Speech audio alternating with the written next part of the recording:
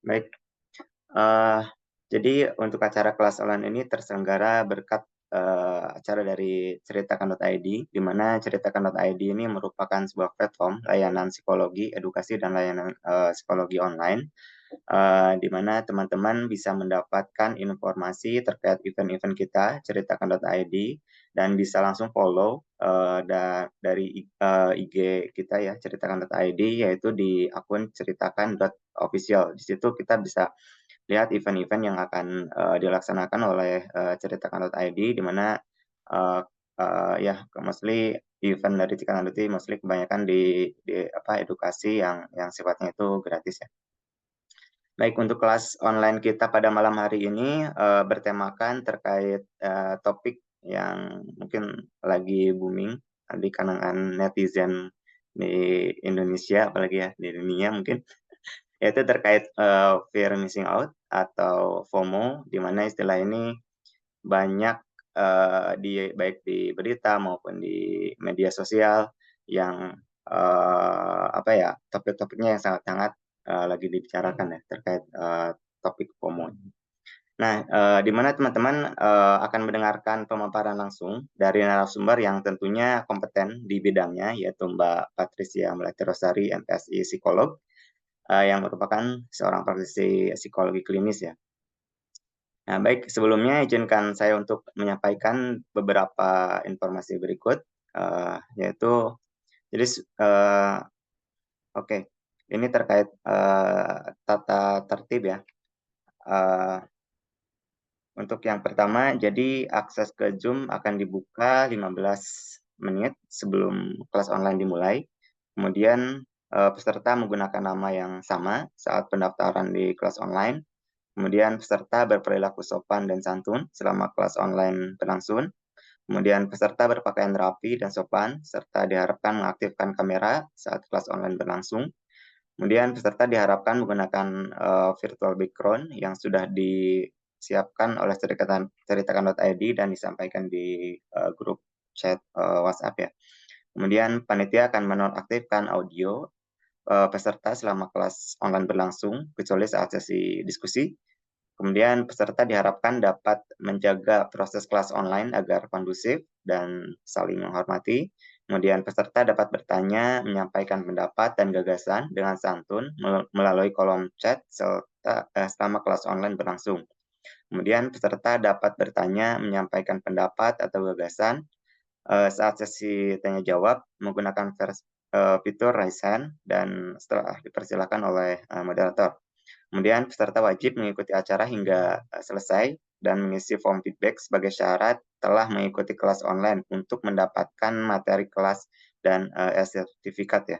Kemudian e-sertifikat akan dikirimkan maksimal 1 minggu setelah kelas online berlangsung melalui email kepada peserta yang mengikuti acara hingga akhir dengan mengisi form feedback.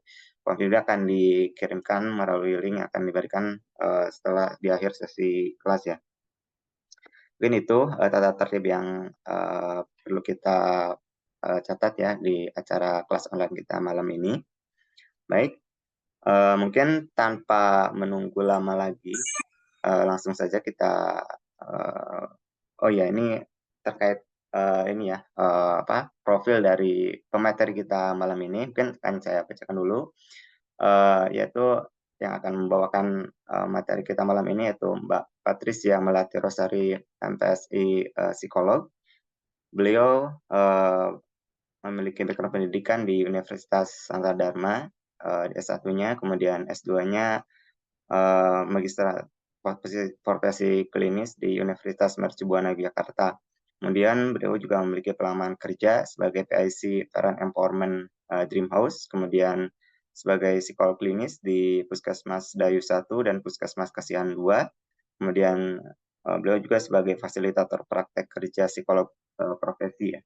Kemudian kegiatan profesionalnya, Mbak Melati ini yaitu sebagai narasumber seminar di persiapan masuk SD. Baik, mungkin tanpa menunggu lama lagi kita langsung saja, mendengarkan pemaparan materi dari narasumber kita, Mbak Melati. Waktu dan tempat, saya persilahkan, Mbak. Baik, terima kasih banyak Mas Ade dan juga rekan-rekan ya. untuk kesempatan lagi bisa bergabung di sini dan mungkin juga sharing di kelas online dengan tema atau mungkin juga judul yang diangkat yaitu FOMO ya. Baik, bisa dilanjutkan untuk slide-nya. Oke, kalau kita bicara FOMO, langsung aja ya teman-teman, saya panggil teman-teman ya yang ada di sini. Ini yang lagi booming belum lama, sempat juga saya sekilas membaca beritanya, paling tidak bulan Mei kemarin ya. Itu kan lagi heboh-hebohnya tentang grup musik Coldplay. Kenapa kok saya ambil ini? Padahal kalau dilihat kayaknya banyak ya, kalau selain grup musik mungkin juga ada film, bioskop, dan sebagainya. Nah, Coldplay ini ya karena masih baru sekali dan fenomenanya ya cukup menarik ya. Nah, ini saya sedikit juga banyak mengambil contoh dari beberapa artikel. Nah, perlu disadari bersama ya teman-teman, ternyata untuk sekedar kaitannya dengan konser atau grup musik Coldplay yang notabene itu tidak datang dari Indonesia tapi dari luar negeri. Dan saya akui saya juga penggemar berat Coldplay, tapi saya lebih rendah hati untuk mendengarkan secara pribadi dan melihat fenomena di lapangan di luar sana, khususnya teman-teman juga mungkin juga ada yang mungkin dari yang temennya dengan temen yang lain ada yang sampai mengikuti benar terlibat di dalamnya atau sekedar mungkin mendengar kabar kaitannya Coldplay dengan FOMO. Kenapa? Pokoknya gimana caranya biar dapat tiket ini rela mengorbankan apa yang dipunya untuk bisa nonton. Padahal Coldplay ini terjadi hanya sekali, sedangkan apa yang dikorbankan itu ya kembali lagi kan butuh banyak pertimbangan ya. Nah, dari kasus ini ya, mungkin banyak ya sampai ada yang rela jual barang kayak motor, kulkas, terus sampai ada yang saking sayangnya sama anak, orang tuanya sendiri yang akhirnya mengeluarkan dengan begitu banyak uang dan mencarikan tiket.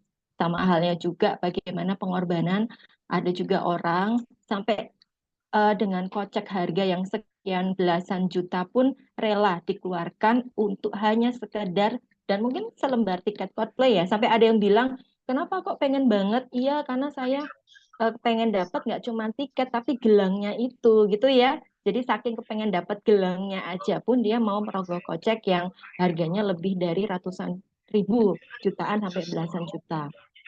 Baik, next kita lanjutkan Mbak Caca. Oke, dari peristiwa kemarin, kaitannya dengan kita berangkat dari kasus, itu kaitan dengan konser Coldplay ya.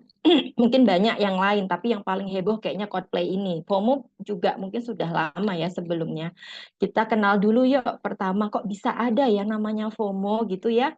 Nah, ini berangkat dari perkembangan jejaring atau media sosial. Nah, teman-teman pasti juga dari masa sekolah menengah ya, atau mungkin sekolah dasar sudah tahu bagaimana sejarah munculnya namanya telekomunikasi. Makin ke sini, masuk ke abad 21, malah mungkin masuk generasi milenial ya, sudah mulai adanya namanya internet. Dari yang dulu telegram, sampai sekarang jadi internet. Internet pada akhirnya apa? Aksesnya sangat luar biasa. Hanya satu kali klik dengan jari, itu sudah semuanya terpenuhi. Dari belanja, dari menabung, dari akses untuk pengiriman pesan yang dulu lewat lembar kertas, sekarang sudah mulai lewat email atau malah WhatsApp gitu ya. Jadi karena perkembangan teknologi lebih tepatnya yang pada akhirnya memudahkan segala sesuatunya untuk diakses. Dan tidak heran ada kurang dan lebihnya sendiri gitu ya dari yang namanya perkembangan dari teknologi ini. Baik, selanjutnya monggo Mbak Caca. Nah, yang pertama, ya jejaring sosial atau SNS ini social networking system atau media sosial itu kan pasti teman-teman juga tahu ya, itu merupakan bagian penting dari kehidupan kita. Ya mau bagaimana lagi, namanya kemajuan zaman dengan ada media sosial kita yang tinggal di sini, apalagi yang mahasiswa yang merantau, kuliah jauh atau sekolah jauh demi meraih pendidikan itu pasti dengan media sosial, WhatsApp, video call itu sangat membantu sekali tanpa harus bolak-balik pulang. Itu salah satu manfaatnya. Demikian halnya juga, aduh mager banget nih kemana-mana, badan nggak sehat, tinggal klik ada GoFood, ada Gojek gitu ya. Baik, yang lanjutnya,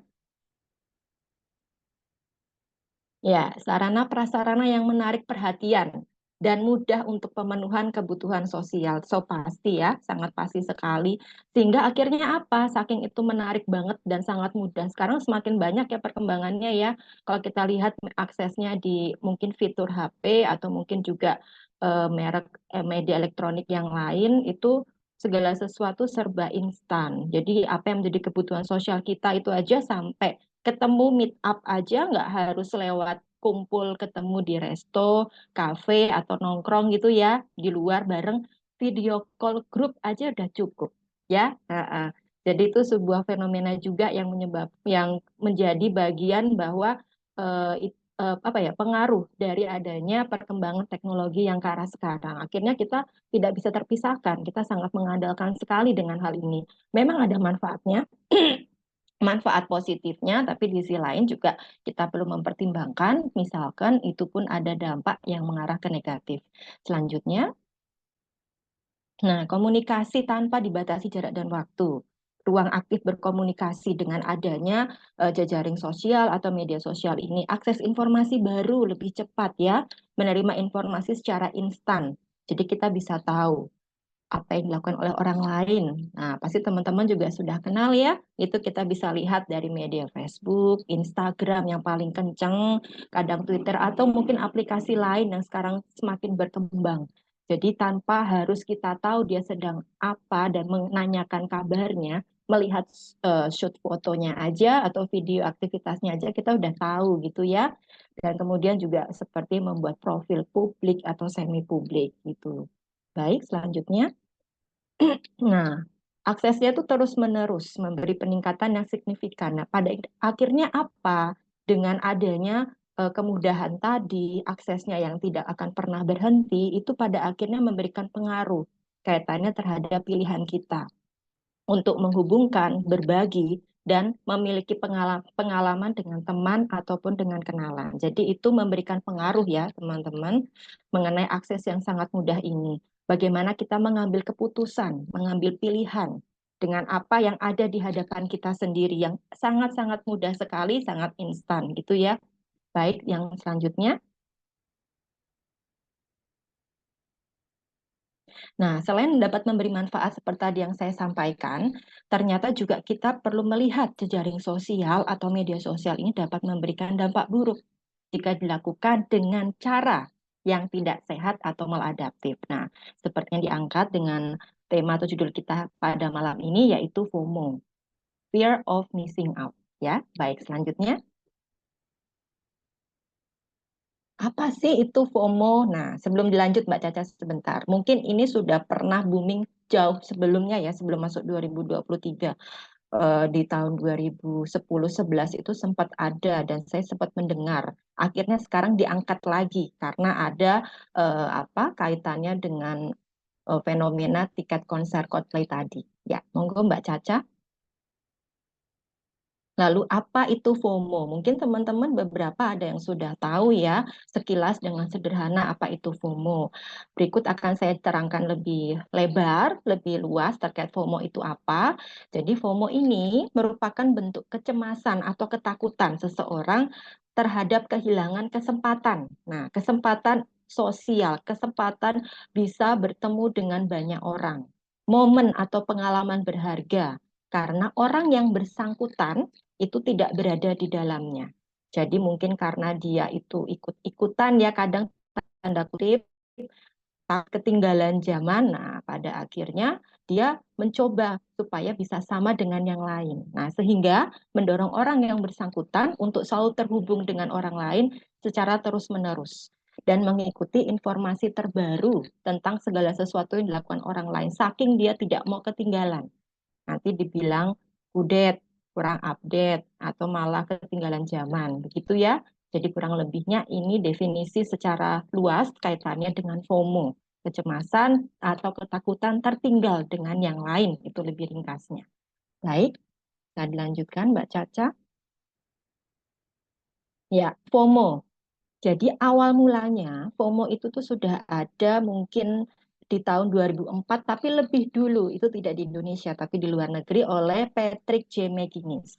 Jadi dulu di luar negeri, tepatnya itu di Amerika, itu sudah ada lebih dulu kaitannya dengan FOMO. Akhirnya mulai booming ke Indonesia di tahun 2010, sekitaran itu ya, yang akhirnya apa namanya mulai segala sesuatu yang kaitannya dengan perkembangan zaman, orang ikut mengikuti yang sebelumnya nggak tren, akhirnya supaya menjadi tren, akhirnya FOMO ini lebih banyak digunakan. Lalu dari mana sih FOMO ini kok bisa terbentuk? Kenapa kok orang bisa terpengaruh atau mengalami yang namanya FOMO? Jadi di sini teman-teman sekalian ya, saya jelaskan ada kaitannya dengan teori. Jadi kalau kita memahami FOMO, itu bisa kita lihat kaitannya dengan self-determination theory atau SDT, atau teori penentuan nasib sendiri. Monggo dilanjut Mbak Caca. Nah, jadi kalau di SDT, teori penentuan nasib. Jadi apa yang menentukan nasibmu, apa yang menentukan nasib hidupmu, gitu ya. Nah, itu ada tiga, relatedness, competence, dan autonomy. Nah, berarti apa? Kenapa orang bisa mengalami FOMO? Karena mereka tidak mengalami, memiliki, dan memenuhi ketiga hal ini. Relatedness, yaitu kedekatan. Karena dia mungkin suka menyendiri, menarik diri, nyaman dengan apa yang dia lakukan sendiri, tetapi kembali lagi karena dia hidup di lingkungan masyarakat, tentu akan menjadi pergunjingan ya. Pada akhirnya apa? Mudahlah dia ikut terpengaruh yang namanya FOMO. Adanya tidak terpenuhinya kebutuhan psikologis kaitannya dengan kedekatan dengan individu atau kelompok sosial. Yang kedua, tidak terpenuhinya kebutuhan psikologis terhadap diri sendiri yang kaitannya dengan kompetensi dan autonomi. Kompetensi ini apa tadi? Kemampuan bertindak dan berinteraksi. Karena dia suka menarik diri, nyaman dengan dirinya sendiri, itu nggak salah sebenarnya. Tapi karena dia labil ya, dia ngerasa, aduh aku kok mendengar komentar yang lain, ih kamu nggak ngikutin tren ini, ih kamu ketinggalan zaman deh, kamu nggak sama dengan yang lain. Nah, ketidakmampuan dia dalam menerima itulah pada akhirnya mudah terpengaruh FOMO. Yang ketiga adalah tidak terpenuhinya kaitan kebutuhan yaitu pengalaman merasakan adanya pilihan dan juga ya dukungan dan kemauan. Jadi dia tidak bisa mengambil sebuah keputusan lebih tepatnya yang berkaitan dengan memulai, memelihara, dan mengakhiri keterlibatan perilakunya. Jadi ketika dia mengambil keputusan, dia tidak tahu apakah keputusan itu tepat atau tidak, gitu. Atau di sisi lain, dia merasa, aku merasa kurang dalam hal ini, gitu. Kurang dalam hal sosial. Pada akhirnya dia menggunakan FOMO ini untuk dalih, untuk pengalihan, supaya dia terlihat seakan-akan punya kemampuan sosial yang baik. Tuh. Jadi ya memenuhi tiga ini ya, kaitannya dengan kedekatan, kemampuan bertindak dan berinteraksi, dan yang ketiga, pengalaman dalam merasakan adanya pilihan, dukungan, dan kemauan. Gitu. Baik, bisa dilanjut Mbak Caca. Baik. Nah, kadang ada yang penasaran gitu kan. Aduh, siapa aja sih yang paling sering alami FOMO? Tunggu dulu ya Mbak Caca, jangan dilanjut dulu, saya mau sharing. Jadi mungkin ada yang, kalau semakin ke sini ya, mungkin namanya tren teknologi itu kan yang peka, yang pada akhirnya terpapar itu nggak cuma kaum dewasa, apalagi remaja, anak-anak juga gitu ya. Sampai ada anak usia SD aja kelas 1, 2, 3 itu udah kok dengar lagunya lagu orang dewasa atau gaya berpakaian, gaya bicaranya kayak orang dewasa. Ya, jadi untuk kondisi FOMO itu beda sendiri. Jadi mungkin ada yang penasaran. Lalu siapa aja sih yang paling yang sering mengalami FOMO ini atau lebih tepatnya mungkin rentan. Jadi bisa terpapar, terpengaruh yang namanya FOMO. Baik, lanjutnya Mbak Caca. Nah, jadi dari beberapa referensi ya, ini memang sudah ada penelitiannya teman-teman. Kalau kaitannya dengan FOMO, itu memang kan kaitan dengan perkembangan kognitif, kemampuan kita dalam menanggapi lingkungan sosial. Berbeda halnya dengan anak-anak ya. Jadi remaja itu kan pengembangan kemampuan berpikir lebih tepatnya ya gampangnya itu sudah cukup luas. Jadi makanya akses segala sesuatu kaitannya kemajuan teknologi itu juga sangat lebih mudah. Meskipun anak-anak bisa, tetapi mereka punya keterbatasan dalam perkembangan kognitif. Mungkin akan menjadi beda kalau anak punya kategori tingkat daya berpikir yang tinggi, yaitu kecerdasan intelektual yang tinggi. Tapi rata-rata pasti FOMO relatif dialami pada usia remaja hingga dewasa. Baik yang Mbak Caca, dilanjut. Nah, jadi ada penelitian ya teman-teman, nggak sembarangan lalu kemudian, oh remaja, dewasa, tidak. Jadi memang lebih dulu, itu di luar negeri itu sudah ada penelitian, remaja itu relatif mengakses media sosial. Dan rata-rata 2,7 jam per hari ya. Mungkin saking enak banget ya pakai gadget, HP, terus ngeliat tren fashion atau apa misalnya apa ya grup musik atau mungkin berita-berita terbaru gitu ya. Nah, namanya remaja itu kan namanya trial and error. Penasarannya tinggi dan memang masa masuk ke tahap identitas diri. Jadi, rasa penasaran itulah yang membuat mereka sangat mudah dalam hal mengakses media sosial. Prevalensi FOMO pada remaja adalah 50% dan dewasa 25%. Jadi cukup logis ya, kenapa kok remaja? Karena tadi di rentang usia, di mana kaitannya juga dengan tahap perkembangan mereka.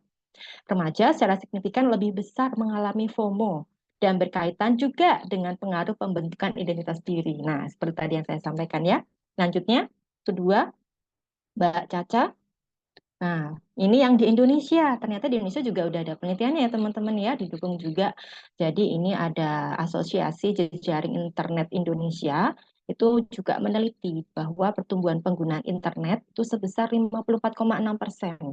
Ya, ini tidak dipungkiri ya, hampir semua. Karena kalau kaitan dengan penggunaan internet, namanya pekerjaan pasti juga pakai internet ya. Jadi itu nggak terbatas usianya. Apalagi masuk ke pandemi, wah internetnya udah semua kenceng gitu ya. Tapi ini saya kutip dari penelitian yang tahun 2017, berarti sudah ada ya sebelumnya gitu. Dengan konten internet paling banyak diakses adalah media sosial gitu. Ternyata media sosial ini paling menghibur ya di kalangan kita, 97,4% dan didominasi oleh usia 20 sampai 24 tahun gitu. Dengan durasi waktu lebih dari 6 jam. Jadi ternyata kalau di Indonesia sendiri untuk tahun 2017 itu ada usia 20 sampai 24. Mungkin untuk tahun ke sini sebelum usia 20 sudah banyak ya gitu ya kaitannya dengan penggunaan atau akses di media sosial. Baik, selanjutnya Mbak Caca.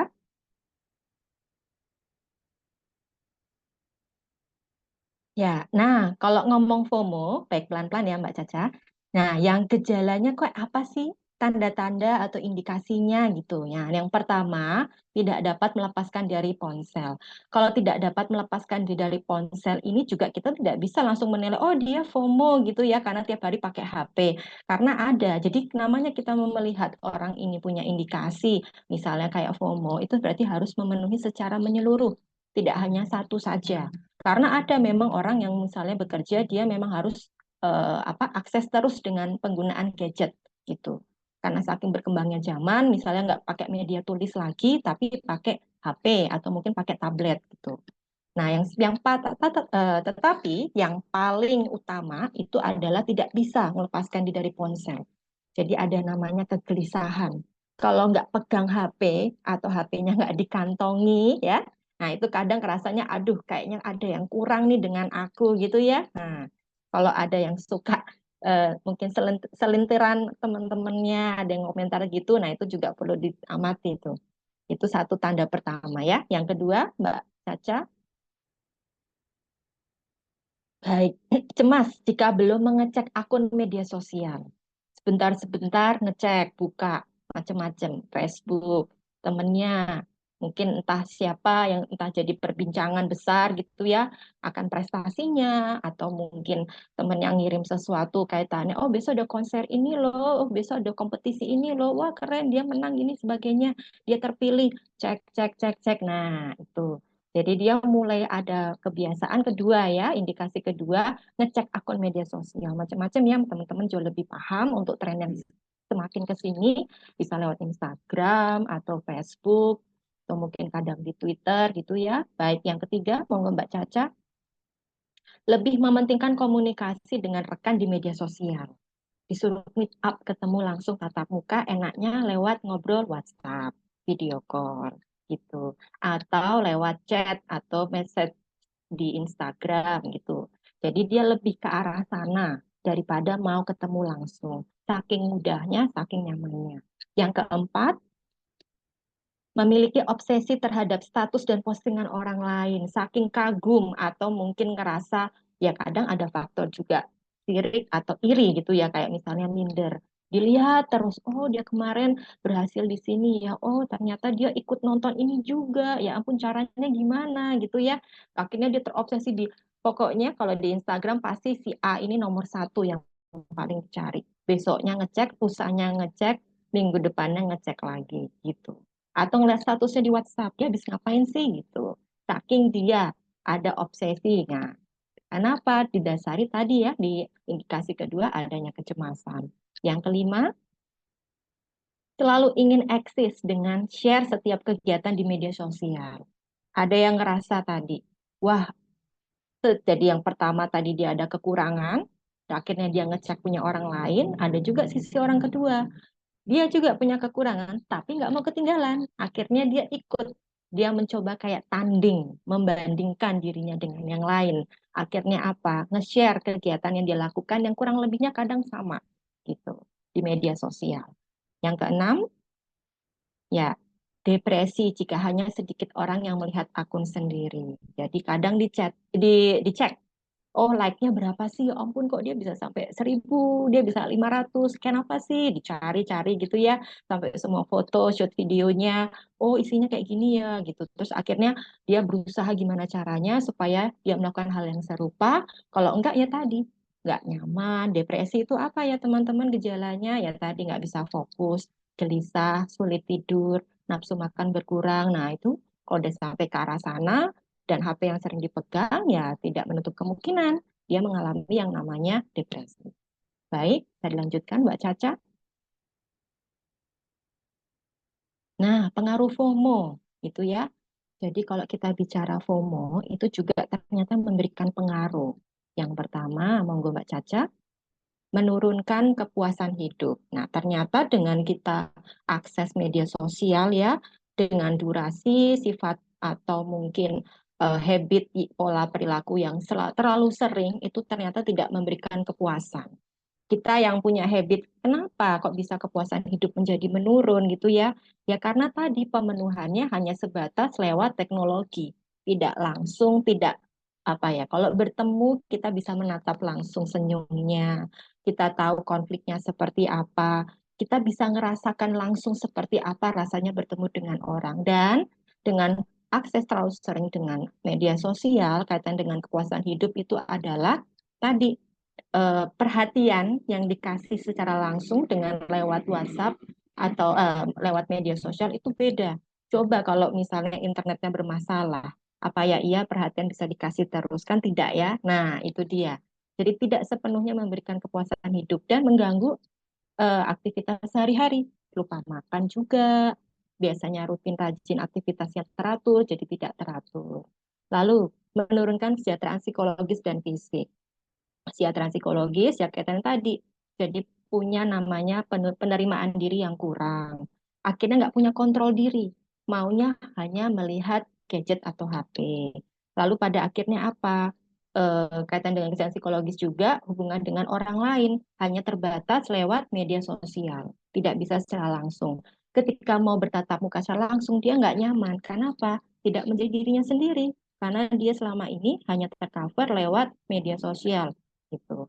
Kesejahteraan fisik tadi ya kaitannya misalnya dengan menggunakan HP atau gadget atau media sosial diakses secara terus-menerus, lupa waktu, lupa untuk makan, lupa untuk merawat diri, lupa untuk mengecek kondisi dirinya gitu. Lalu menurunkan performa akademik dan pekerjaan itu pasti. Jadi paparan media sosial itu kan kaitannya juga dengan ini ya, apa namanya, kemampuan. Jadi otak juga mengalami kelelahan. Karena pertama mendapat tekanan kecemasan, kedua mata kita mendapat paparan dari layar. Dan yang ketiga adalah otak kita terlalu sering mengakses yang namanya aktivitas yang sebenarnya tidak ada manfaatnya gitu ya. Performa akademiknya menurun, fokusnya menurun, belajarnya jadi menurun, pekerjaannya juga menjadi menurun. Ketika bekerja yang biasanya berrelasi dengan banyak orang, jadi minder, takut dalam performa di dalam tim, jadi menurun juga. Komunikasi pun terganggu. Ya, selanjutnya Mbak Caca. Nah, untuk FOMO itu juga rentan terjadi pada seseorang yang mengalami kecemasan sosial. Jadi begini teman-teman, namanya kecemasan sosial itu sebelumnya ada sebelum FOMO. Jadi kalau memang dari orang yang bersangkutan itu punya namanya kecemasan sosial adalah dia memang tidak nyaman berada di tengah banyak orang. Dia nyaman seperti yang saya sampaikan di awal, seperti dengan dirinya sendiri. Ketika dinamika kelompok, dia memilih untuk mengerjakan sendiri, atau dia gugup kalau ketika berada di tengah banyak orang. Nah, biasanya orang-orang dengan indikasi seperti ini yang mengarah namanya dengan kecemasan sosial, dia akan rentan mengalami FOMO. FOMO muncul dari mana? Dari namanya intimidasi, tekanan dari lingkungan ketika dia mulai yang namanya membandingkan dirinya dengan orang lain. Lalu FOMO pada akhirnya apa? Untuk menutupi bahwa dia punya kecemasan sosial. Aku nih gugup loh berada di tengah banyak orang. Kalau ketemu tuh deg-degan, aku keringat dingin. Akhirnya aku lebih seneng lihat di laptop, di HP untuk nonton atau sekedar untuk kumpul bareng gitu. Akhirnya lewat FOMO ini jadikan sebagai kompensasi untuk menutupi kecemasan sosialnya supaya tidak tampak. Oh, dia ternyata pintar loh bergaul, nyatanya enggak gitu ya. Nah, terus FOMO juga rentan terjadi pada usia dewasa awal gitu. Jadi ini relate atau berhubungan langsung dengan tadi ya, relatif di usia berapa FOMO ini biasanya terjadi atau dialami gitu. Baik, silakan lanjut Mbak Caca. Nah, dampak FOMO pada diri sendiri tadi udah pengaruh ya.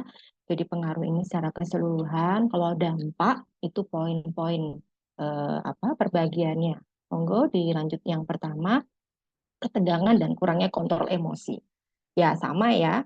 Jadi kalau namanya penggunaan media sosial itu kan mundur ke belakang, oh penggunaan HP, misalnya di media laptop juga sama ya, tablet namanya teknologi. Itu kan serba cepat. Akhirnya apa? Itu terpengaruh dengan pola habit kita, gitu. Pokoknya kita jadi pribadi yang kadang tidak sabaran. Nah, itu kadang ada pengaruhnya. Maunya segala satu tuh cepat gitu, segera direspon. Karena kalau WhatsApp send cepet dapat gitu ya, foto send dapat ada komen itu nggak diproses dulu. Jadi itu pengaruhnya ada ketegangan dan kurangnya kontrol emosi, mudah marah karena tadi gampangnya kita pahami misalnya nggak sabaran pada akhirnya mudah marah. Lalu yang kedua masalah identitas diri. Ini yang awal tadi saya sampaikan. Jadi dampak FOMO ini berdampak pada masalah identitas diri. Ini kaitannya tadi dia tidak punya namanya kaitan dengan kepercayaan dengan dirinya sendiri. Karena dia ragu dengan kemampuannya, maka dia akhirnya terpengaruh namanya FOMO. Dari FOMO ini dia menjadi pribadi yang minder, tidak percaya diri, tidak tahu arah tujuan dia ke depan apa.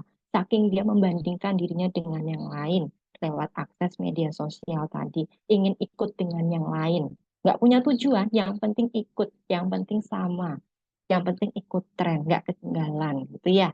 Lalu yang ketiga, kesepian. Nah, jadi yang kadang beda ya suasana ketika bersama dengan banyak orang, lalu kemudian menjadi FOMO, akhirnya yang seringnya media akses ngeliat punya orang kayak apa, ngikutin tren komunikasi hanya sebatas lewat gadget.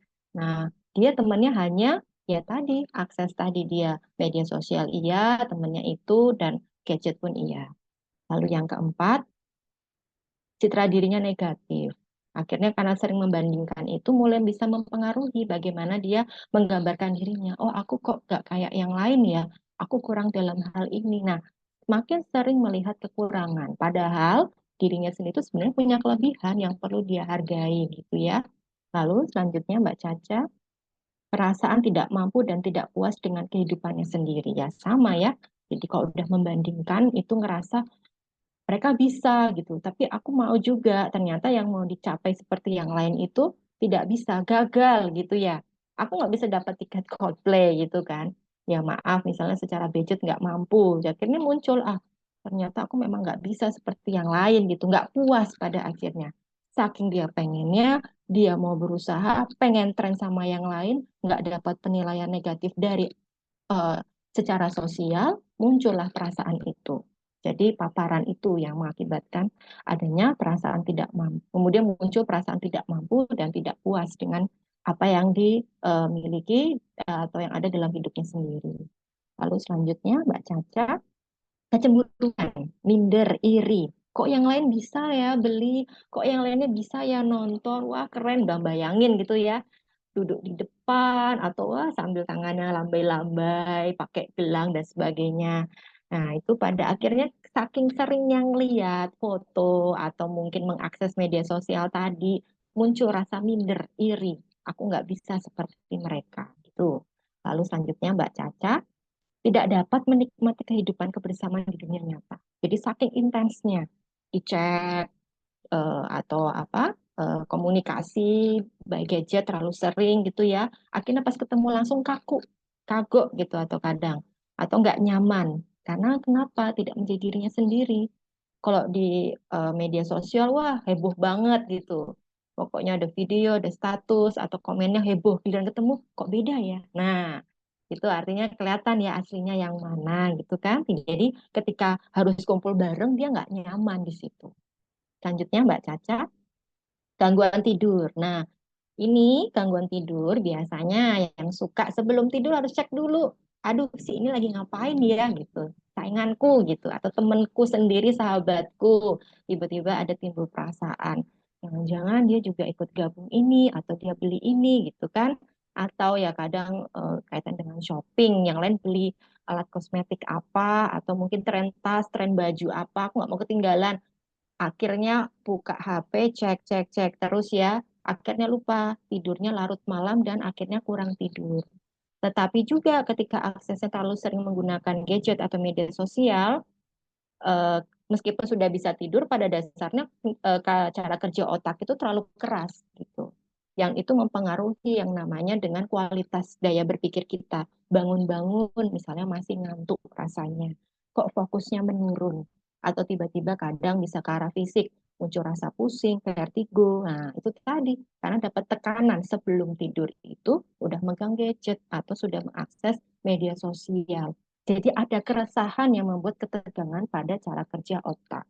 Lalu bisa juga dari paparan. Nah, jadi saat malam hari lampu posisi remang-remang misalnya, lalu megang HP, saking asyiknya gitu ya, ngecek-ngecek lihat-lihat. Nah, itu juga pengaruh ke mata. Nah, kualitas mata juga akhirnya kena secara fisik. Kualitas mata menurun. Baik, selanjutnya Mbak Caca, mengabaikan kehidupan pribadi. Nah, itu hampir sama seperti yang saya sampaikan sebelumnya. Asyik banget gitu. Libur besok, biasanya bangun pagi, mandi, sarapan, atau beberes, akhirnya akses. Atau nunggu tiket gitu ya. Sampai udah aku nggak mau makan, nggak mau mandi, gimana caranya aku dapat nih tiket. Walah, dari pagi sampai sore gitu ya. Demi tidak mau ketinggalan. Gitu. Jadi mengabaikan kehidupan pribadi. Baik, selanjutnya Mbak Caca. Nah, faktor pendorong FOMO. Jadi kok jadi gini ya, kaitan dengan FOMO ini muncul nggak cuma dari internal, dari kita secara pribadi. Kalau bicara tentang kecemasan sosial, itu kan internal. Oh, dia sudah punya kerentanan, dia rentan. Tapi juga ada pendorong ternyata yang bisa memicu munculnya FOMO. Makanya kenapa kita harus punya benteng ya, benteng terhadap apa yang ada di luar diri kita, yang ada di lingkungan kita. Faktor pendorongnya apa? Nah, yang pertama informasi yang terbuka. Nah, ya itu wajar ya. Nama informasi terbuka di media sosial pasti banyak. Karena namanya perusahaan atau orang punya usaha dan selain sebagainya itu pasti pakai medsos untuk mengakses namanya informasi. Dan pasti jauh lebih mudah untuk dilihat, dibaca oleh khalayak umum. Kedua, usia. Nah, tadi yang paling rentan teman-teman udah tahu ya remaja gitu. Makanya kenapa remaja itu rentan ke arah FOMO atau malah dewasa awal kadang di situ. Dan mengalami penurunan biasanya masuk ke dewasa akhir. Social one-upmanship. Jadi kalau social one-upmanship ini seseorang berusaha untuk melakukan sesuatu atau membuktikan bahwa dirinya lebih baik. Nah, tadi saking dia nggak mau tersaingi, jadi lomba-lomba. Aku harus dapat nih supaya kan kalau aku dapat keren gitu ya di foto, di shoot, masuk status, wah ya ampun kamu dapat barisan terdepan, dapat berapa biayanya, nah, itu kan jadi cerita ya, nah, itulah jadi pendorongnya di sana. Topik yang diangkat di medsos melalui hashtag, nah itu juga menjadi pendorong adanya FOMO. Kondisi deprivasi relatif, jadi kalau kondisi deprivasi relatif ini adanya kesenjangan. Dia itu pengen banget punya banyak teman, tapi nggak bisa karena cara dia berdialog berkomunikasi itu tidak segaul, tidak selancar teman yang lain. Pada akhirnya apa? Ya ikut-ikutan supaya akhirnya ya ampun kamu ikut ya gitu ya. Nah, akhirnya dia ngerasa aku akhirnya bisa punya teman nih nanti. Nah, muncullah yang namanya FOMO. Dan yang terakhir banyak stimulus untuk mengetahui informasi. Jadi tidak hanya dari luar, tapi dari kitanya juga ngerasa, aduh aku tuh butuh informasi ini gitu ya. Akhirnya pas buka, oh ternyata dapat infonya. Tapi di bawah ada iklan-iklannya. Nah, iklan-iklan inilah yang jadi pengaruh pada akhirnya, waduh kok keren ya, kok bagus ya. Ternyata kok dia ikut ini ya, di like gitu ya sama temennya. Akhirnya mulailah sudah, tidak akan pernah berhenti. Tuh. Baik, lanjut Mbak Caca. Nah, nah, baik. Cara mengatasi FOMO gitu ya, teman-teman. Waduh, gimana ya, Kak, kalau misalnya saya itu ternyata rentan juga ya kena FOMO atau teman-teman yang lain gitu. Cara mengatasinya bagaimana? Nah, yang pertama yaitu digital detox. Jadi memang namanya FOMO atau kecemasan, ketakutan kaitannya bagaimana kita menanggapi lingkungan sosial ya sebenarnya itu kita juga kembali melihat diri kita sendiri. Kalau bicara digital detox itu kan berarti kita meniatkan. Kita memang ngerasa, oh ternyata dengan ini aja aku ngerasa kerugiannya banyak gitu ya. Waduh, uang tabungan yang harusnya tak pakai gitu ya untuk biaya ke depan misalnya mau studi lagi atau hal yang lainnya kaitan kebutuhan yang lain, akhirnya digunakan untuk hal yang pada dasarnya kalau dipertimbangkan lagi kayaknya juga nggak penting gitu ya. Nah, meniatkan inilah pada akhirnya kita sebut digital detox, jadi tidak menggunakan perangkat teknologi. Nah, apalagi paling pentingnya adalah ketika berkumpul. Nah, pelan-pelan, namanya latihan, gitu ya. Jadi kita pelan-pelan sementara waktu tutup HP kita, tutup smartphone kita. Kalau televisi oke lah gitu ya. Tapi kadang ada juga yang saking dalam sehari ini aku tak coba latihan deh semua akses tak tutup gitu. Awalnya tarik ulur maju mundur ya kayak perasaan, aduh jangan-jangan nanti aku ketinggalan, aduh biasanya aku megang gatal banget nih tanganku gitu ya. Tapi nggak apa-apa gitu. Jadi cara ngatasinya tadi dengan digital detox, meniatkan ke dalam diri kita sendiri untuk berhenti menggunakan sementara waktu ya teman-teman, sementara waktu perangkat teknologi. Apalagi yang paling penting saat berkumpul bersama dengan keluarga, dengan teman. Jadi HP ditutup, masukkan tas, masukin kantong, oke yuk ngobrol gitu. Apa adanya gitu ya. Nah itu sangat membantu yang namanya mengatasi FOMO. Yang berikutnya Mbak Caca, fokus dan hargai diri sendiri. Menyadari ketidakmampuan diri untuk selalu bisa mengikuti semua perkembangan teknologi. Jadi, kita menyadari juga bahwa kita tuh punya loh keterbatasan. Bukan berarti kita harus mengakses semuanya. Kita punya namanya, ada kan momen di mana misalnya sinyalnya mati gitu ya, ada kerusakan listrik dan sebagainya, pada akhirnya drop. Kan pernah ya ada fenomena WhatsApp down atau misalnya internetnya down. Nah, berarti kan kita ketahui namanya teknologi juga punya keterbatasan. Nah, saat kondisi itu kadang orang FOMO pasti paniknya luar biasa. Gitu ya. Apalagi orang yang punya tugas harus kirim tugas lewat internet gitu ya sama gitu. Nah, jadi kita sadari kita juga apa punya keterbatasan dalam mengakses semuanya dan kita sadari kita ya bukan berarti bisa semua hal gitu. Yang kedua fokus pada kelebihan gitu, melihat kelebihan kita pasti beda dengan yang lain gitu. Hargai itu paling tidak fokus, hargai dan tingkatkan kualitasnya. Bukan berarti kita harus sama seperti dengan yang lain. Nah, yang ketiga, membangun sikap reflektif gitu ya. Sulit sikap reflektif ini kadang, tapi kalau mau latihan bisa. Nah, setiap orang berbeda. Jadi kita punya pemahaman bahwa setiap orang itu berbeda. Si A, si B, si C. Oh, dia itu ternyata bisa ya. Misalnya saya singgung kaitannya nonton apa di bioskop yang lagi tren kemarin ada film Barbie atau Oppenheimer, terus kemudian bisa dapat tiket konser musik gitu kan, ya dia bisa, dia mampu, oke lah nggak apa-apa gitu kan, aku kan bisa mengakses lewat yang lain gitu atau ada kesempatan yang lain gitu kan. Nah jadi mulai punya pandangan bahwa setiap dari diri kita dengan yang lain itu berbeda, jadi nggak perlunya perbandingan. Setiap orang punya prosesnya, dia cepat bisa dapat, oke misalnya berburu tiket, Oke, aku nggak dapat, terus jangan kemudian timbul rasa bersalah besar, depresi gitu, nggak. Oke, ini memang lagi ada jalannya. Kita tidak, tapi pasti suatu saat nanti ada kesempatan yang lebih bagus gitu. Jadi paling tidak tadi ada namanya sikap reflektif. Lalu yang ketiga, menjalin koneksi nyata. Jadi namanya latihan, menjalin relasi, interaksi secara langsung. Itu penting banget. Jadi ketemu orang, kalau bisa ngobrol, nggak sambil chatan gitu ya. Kadang ada ngobrol sambil disambi ngechat, ngobrol disambi dengan buka Instagram. Nah, coba HP-nya ditutup dulu, ngobrol paling nggak 5-10 menit. Kadang dengan hal itu akan terasa sekali rasa apa namanya kenyamanannya gitu ya, akan mengembalikan diri kita sebenarnya lebih ke dunia yang nyata. Lalu yang keempat, nah mungkin ada yang sudah tahu ya, atau mungkin ada yang belum tahu. Jadi yang paling terakhir ini adalah FOMO to JOMO.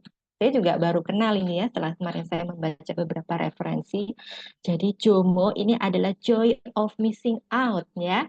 Jadi enjoy dengan kita apa namanya lepas dari yang namanya kecemasan apa lepas untuk tertinggal. Jadi enjoy ketika kita itu kehilangan. Jadi nggak masalah gitu sebenarnya maksudnya adalah. Jadi membuat hidup itu lebih santai, tidak bermasalah jika kita terlambat namanya nggak ikut tren, nggak eksis seperti yang lain itu nggak masalah gitu ya. Kita belajar untuk itu. Orang bilang kok saya sering kali ngarahkan ke beberapa pasien saya belajar namanya masa bodoh gitu ya. Itu kan lebih ringan. Lalu yang kedua, kebutuhan teknologi itu secukupnya aja. Karena kita sadari teknologi aja juga punya keterbatasan. Lalu yang ketiga, puas dengan kehidupan saat ini. Kita lihat dulu yuk dengan apa yang kita punya.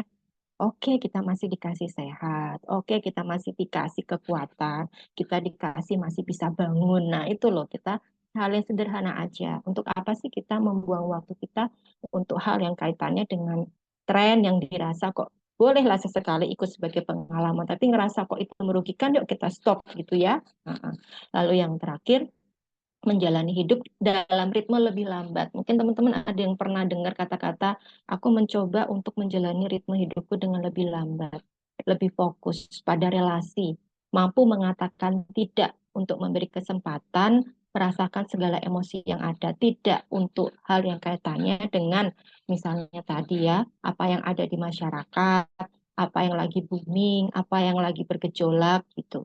Jadi kalau dengan kita berinteraksi itu memang lebih lambat, tapi kita jadi lebih bisa merasakan. Beda halnya ketika kita terlalu sering mengakses media sosial. Gitu. Baik, ya itu saya dari saya tanya dengan FOMO ya teman-teman. Baik, selanjutnya saya kembalikan ke tim untuk mungkin sharing dan diskusi atau tanya jawab. Silakan. Ya, baik. Terima kasih Mbak Melati untuk pemaparan materinya yang sangat bagus sekali ya Mbak. Sangat jelas sekali kita dapat memahami terkait FOMO ini ya. Jadi teman-teman FOMO itu yang sudah disampaikan tadi Mbak Melati bahwa ada istilah itu karena ada rasanya ketakutan ya. Ketakutan akan sesuatu atau mungkin momen tertentu ya. Tapi Mbak kalau takut kehilangan pujaan hati apakah itu termasuk FOMO nggak ya?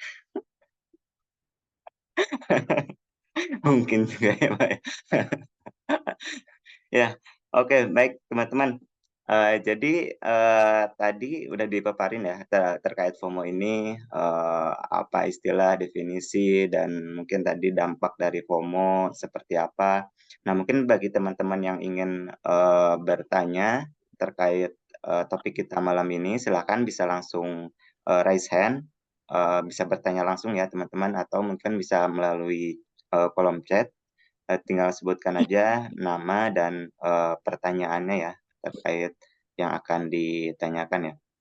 Karena ini kan jadi malam ini kita terkait kelas ya. Jadi sifatnya ini kita akan lebih banyak diskusi mengenai FOMO ini dan untuk waktu diskusi ini akan lebih lama ya teman-teman. Silakan bisa langsung bertanya kalau ada anak-anak atau pengalaman terkait ini. Mungkin ini udah ada yang Ini ada eh, yang chat, Mas Ade.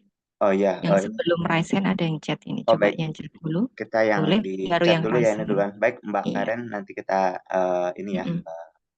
apa pertanyaannya kita ini yang chat dulu. Mm-mm. Dari Mbak Ulan Mariani dari Bandung. Mungkin ini, apakah Mbak Ulan mau langsung bertanya apa saya bacakan saja melalui yang ada di chat? Mbak Ulan, halo Mbak Ulan? Ya, oke. Mungkin saya coba bacakan saja ya, Mbak ya. Baik, Ya.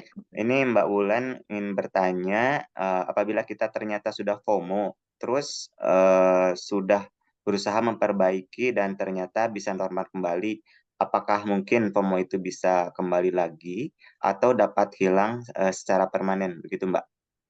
Mungkin silakan Mbak. Baik, makasih banyak Mbak Ulan ya. Jadi FOMO itu kan sebenarnya namanya suatu kondisi. Jadi kalau dikatakan masuk indikasi FOMO itu seperti yang saya sampaikan tadi ya Mbak Ulan. Jadi kita tidak bisa melihat satu indikasi atau gejala aja, tapi secara enam tadi itu terpenuhi. Dan itu relatif sifatnya nggak jadi cuma sehari, tapi berhari-hari sampai seminggu dan kadang sebulan. Nah itu kita bisa tegakkan katakan dia mengalami FOMO. Kadang ada miss ya teman-teman yang namanya apa di media massa gitu ya atau di artikel terus mengkaitkan wah tiket FOMO, wah tren ini FOMO. Nah, sebentar. FOMO ini yang seperti apa dulu? Kalau dia cuman sehari dan itu tidak mengganggu ya, teman-teman. Kalau itu mengganggu sampai lupa waktu, dia harusnya punya tanggung jawab. Misalnya dia kuliah, dia jadi bolos. Ada loh yang kayak Coldplay kemarin ternyata dia cuti, nggak masuk kerja demi FOMO. Nah, dan itu ternyata berlanjut. Itu namanya udah masuk FOMO ya, karena pada dasarnya yang masuk FOMO tadi lebih mengganggu aktivitas menjadi apa pemenuhan kebutuhan diri.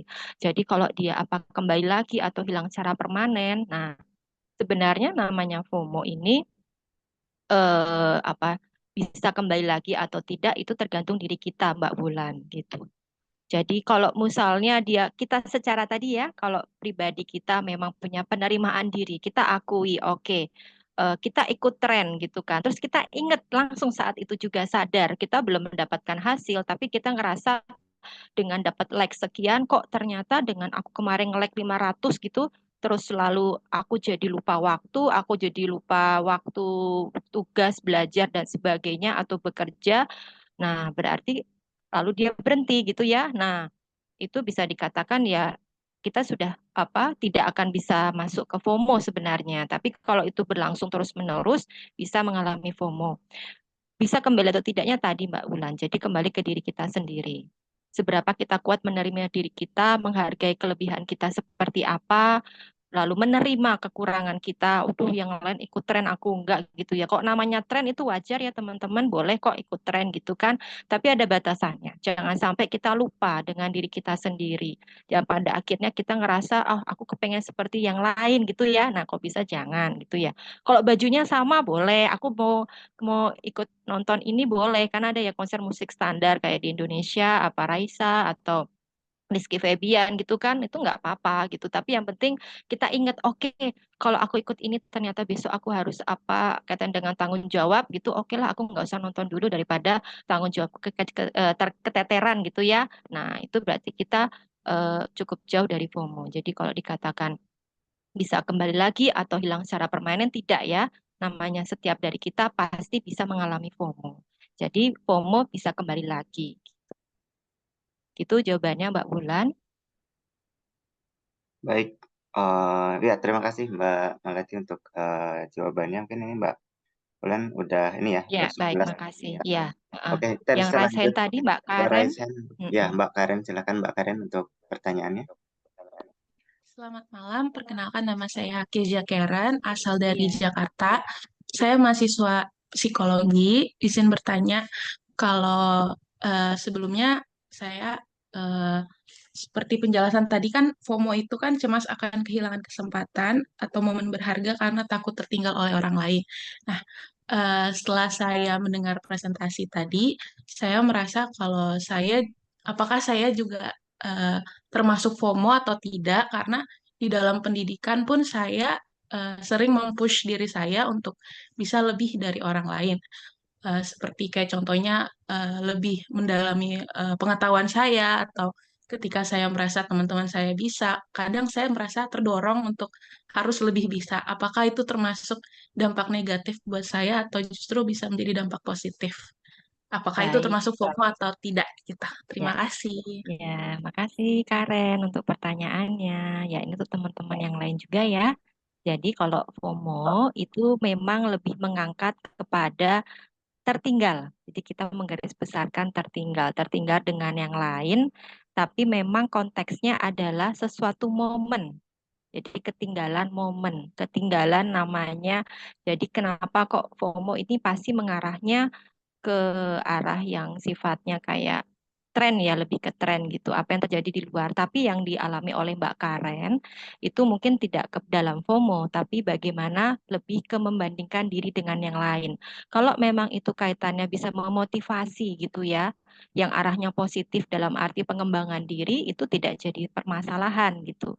Yang jadi permasalahan adalah kita lupa dengan diri kita sendiri gitu, apa yang menjadi pemenuhan kita. Misalnya kita butuh makan, misalnya kita butuh belajar, kita butuh tugas gitu ya. Kalau kita ngelihat, aduh kok aku menarik diri, kok aku ketinggalan dengan yang lain gitu ya dalam hal pelajaran, belajar, akademik gitu. Lalu aku mencoba untuk melihat kok yang lain bisa, aku gimana caranya juga sama, itu bagus gitu. Itu nggak termasuk dalam FOMO gitu. Jadi FOMO ini adalah ketinggalan momen, momen yang sifatnya adalah secara sosial atau masyarakat yang arahnya ke tren, pengalaman berharga. Dan pengalaman berharga ini memang spesifik sekali ya, teman-teman, tidak terbatas pada pencapaian yang dialami Mbak Karen ini kan pencapaian pengembangan diri begitu. Jadi selama itu positif, karena gini, kalau FOMO itu kan sifatnya adalah ketika kita ketinggalan, kita mengejar sampai kita lupa, lupa dengan diri kita sendiri, lupa dengan pemenuhan kita. Kita lupa waktu untuk merawat diri, makan, kita lupa dengan tugas kita, dan pada akhirnya ngerasa nyaman dengan, jadi gini, FOMO ketika ketinggalan itu pada akhirnya dia menarik diri gitu. Jadi itu seperti kamuflase, kompensasi yang sifatnya untuk menutup kekurangan, maka mencari kelebihan yang sebenarnya negatif gitu. Supaya bisa dapat teman lewat aksesnya media sosial. Jadi FOMO arahnya lebih ke sana. Jadi kalau yang dialami Mbak Karen itu masih baik kalau memang itu kaitan dengan pengembangan diri, dan itu bagus, namanya memotivasi. Hanya mungkin ketika membandingkan itu tidak terlalu dalam ya Mbak Karen, karena ketika kita tahu namanya kapasitas. Oh iya, aku nggak bisa dapat nilai 100, aku cuma 80. Hargai itu. Bagaimanapun segala sesuatu dilihat dari keahlian kita, bukan dari sebuah prestasi gitu. Kita mampu dalam hal apa? Kita mampu, kita nggak bisa bicara, tapi kita pintar menulis. Nah, itu kemampuan kita. Jangan kemudian ngerasa, wah hebat banget dia ngomong, aku pengen kayak dia, gimana caranya aku belajar, baca banyak buku. Tidak. Cukup kita lihat kapasitas kita gitu. Membandingkan boleh, tapi kita lihat membandingkan dalam artian untuk pengembangan diri. Kalau merasa ternyata itu bukan kapasitas kita, kita ngerem gitu ya, ngerem. Oke, aku sadar ternyata aku nggak bisa ke sana, terlalu berlebihan namanya ya. Nah, berarti kita sadari apa sih yang menjadi kemampuan kita gitu. Jadi yang dialami sama Mbak Karen ini belum masuk ke kategori FOMO ya, gitu. Lebih kepada mungkin tadi ya ke kayak social social one upmanship. Nah, itu bisa, tapi bukan FOMO begitu. Oke ya, terima kasih Mbak Meliti untuk jawabannya. Baik, dari Mbak Karen, sepertinya jawabannya sudah ini ya, sudah cukup ya, memuaskan. Oke, mungkin dari teman-teman yang lain ada yang ingin bertanya atau ingin curhat terkait FOMO ini, silakan. Ini ada raisan dari Mas Ivan Kabayu Nugroho ya, silakan Mas. Baik, terima kasih. Perkenalkan, saya Bayu dari Jogja. Ingin bertanya. Iya, silakan Eh, Mas Bayu.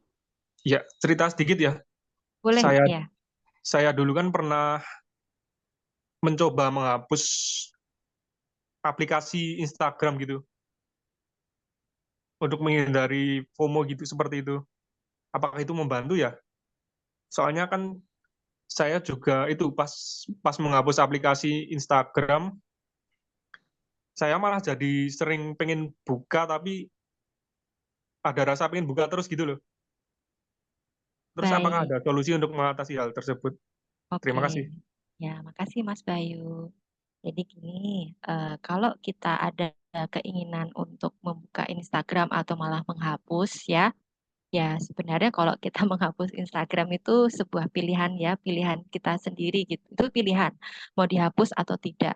Kalau dengan tidak menghapus, kita masih gatel tangannya nyari gitu ya, ah Instagramnya di Iya, mana gitu kan. Nah, berarti oke dihapus. Tapi ternyata dihapus kok resah gitu ya. Duh, jangan-jangan apa gitu isinya. Nah, kadang perlu dilihat dulu ke belakang.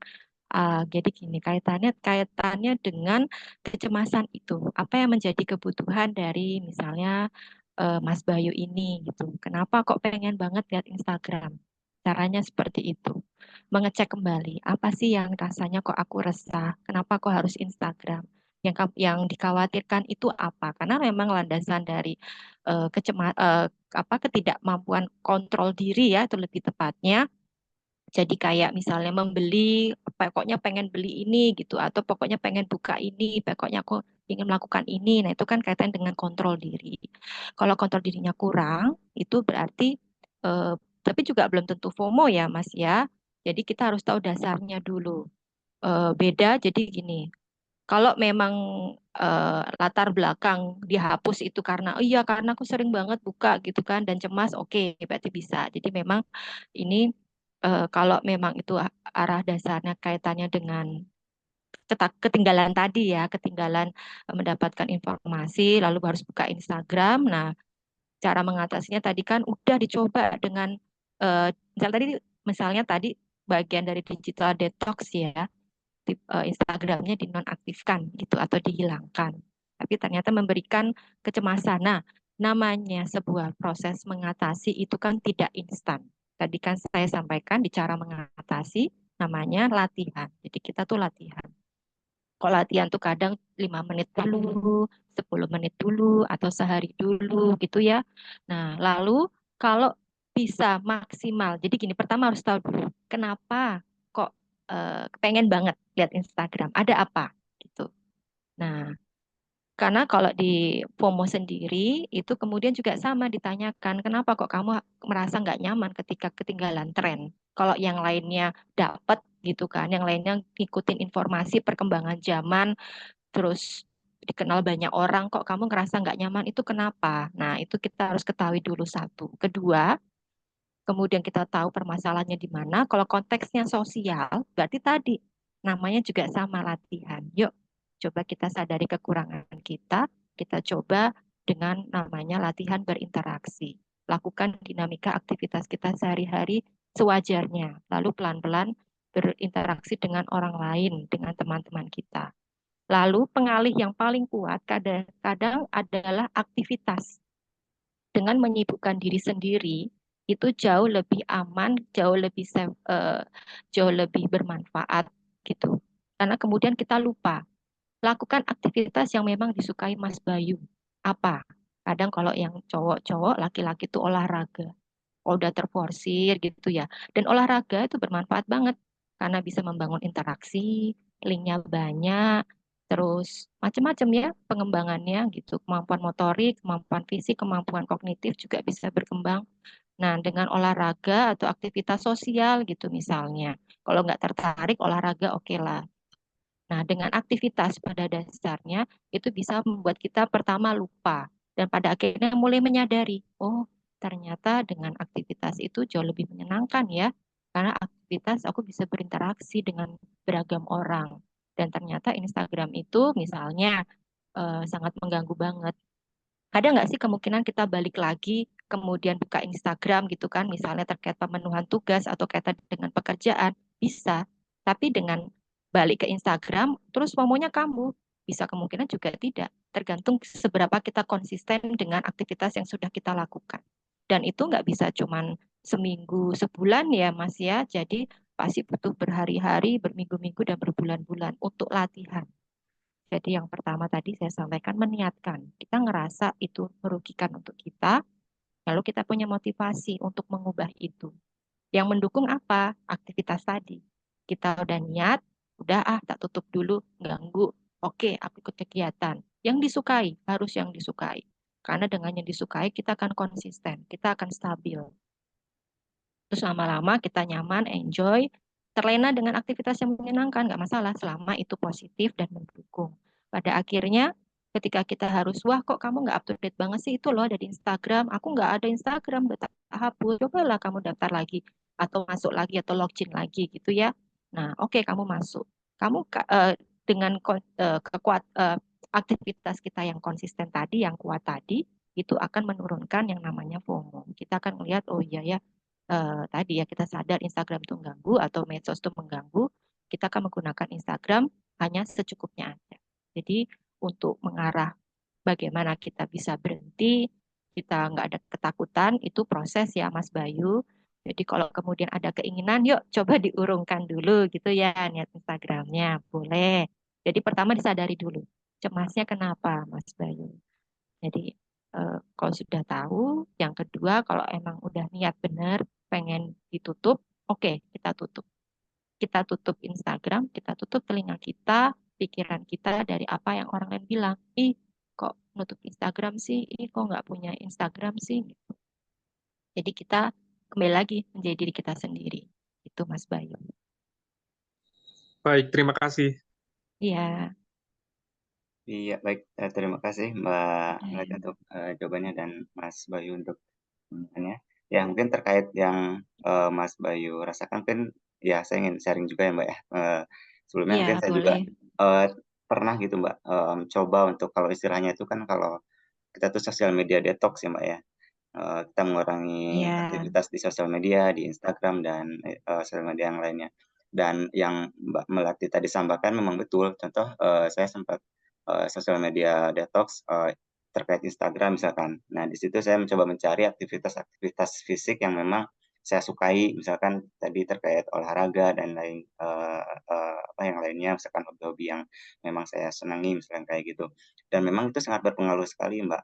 Misalkan kalau kita terlalu banyak misalkan di aktivitas fisik kayak olahraga dan lain sebagainya, memang itu yang kita sukai dan kita jadinya lupa dengan apa yang ada di untuk membuka lagi Instagram atau sosial media yang lainnya dan ya itu sangat bermanfaat sekali sih di apa ya di kehidupan sehari-hari banyak aktivitas produktif yang bisa kita apa gunakan ya terutama waktu luang untuk aktivitas-aktivitas produktif. Ya, mungkin itu sedikit sharing terkait penggunaan apa sosial media detox saya, Mbak, ya. ya, Baik, ini udah ada pertanyaan berikutnya ini di chat dari Mbak, ya. Lauren. Mungkin Mbak Lauren Iya. ingin bertanya langsung atau, saya bacakan via chat ya? Kak, kalau ada chat, ini ada Liza Nur, Mas. Sebelum Lauren ada Liza Nur, mungkin bisa di-type dulu di PPT biar jelas. Oh, mau di-tap-kan atau Oke. tidak? Ini, oke. Nah, sebelum Mbak Lauren ini Sebentar ada ya. saja. Heeh, Oh, ada ini, ada chat di saya nggak heeh. tampil. Mungkin, Oke. Mbak Natasha bisa dikirimkan?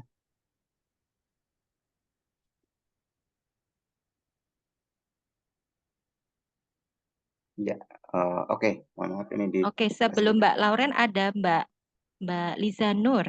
ya oke, ini dari eee, Mbak Natasha boleh Sebelum dikirimkan sebelum Mbak Lauren pertanyaannya? ada Mbak Liza Nur. Di pertanyaannya Mbak Natasha? Mbak Liza Mohon Nur maaf atau ini di mana ya? Di mana ya? Kalau saya nggak nemu di chat kalau di chat. Oke, baik. Ini secara pribadi ke saya, baik. Oh Oke, iya, ini. Oke, nggak apa-apa. Saya nggak mencermati. Baik, ini saya jawab aja ya dengan Mbak Lisa ya. Oke. eh oke, jadi ini saya tidak saya baca karena ini direct message ya Mbak Lisa, saya hargai. Saya hanya kasih jawaban secara umum aja ya, yang kurang lebihnya akan nyambung dengan pertanyaannya Mbak Lisa. Jadi gini, sama ya teman-teman. Kalau misalnya kita sebentar saya cermati dulu pertanyaannya.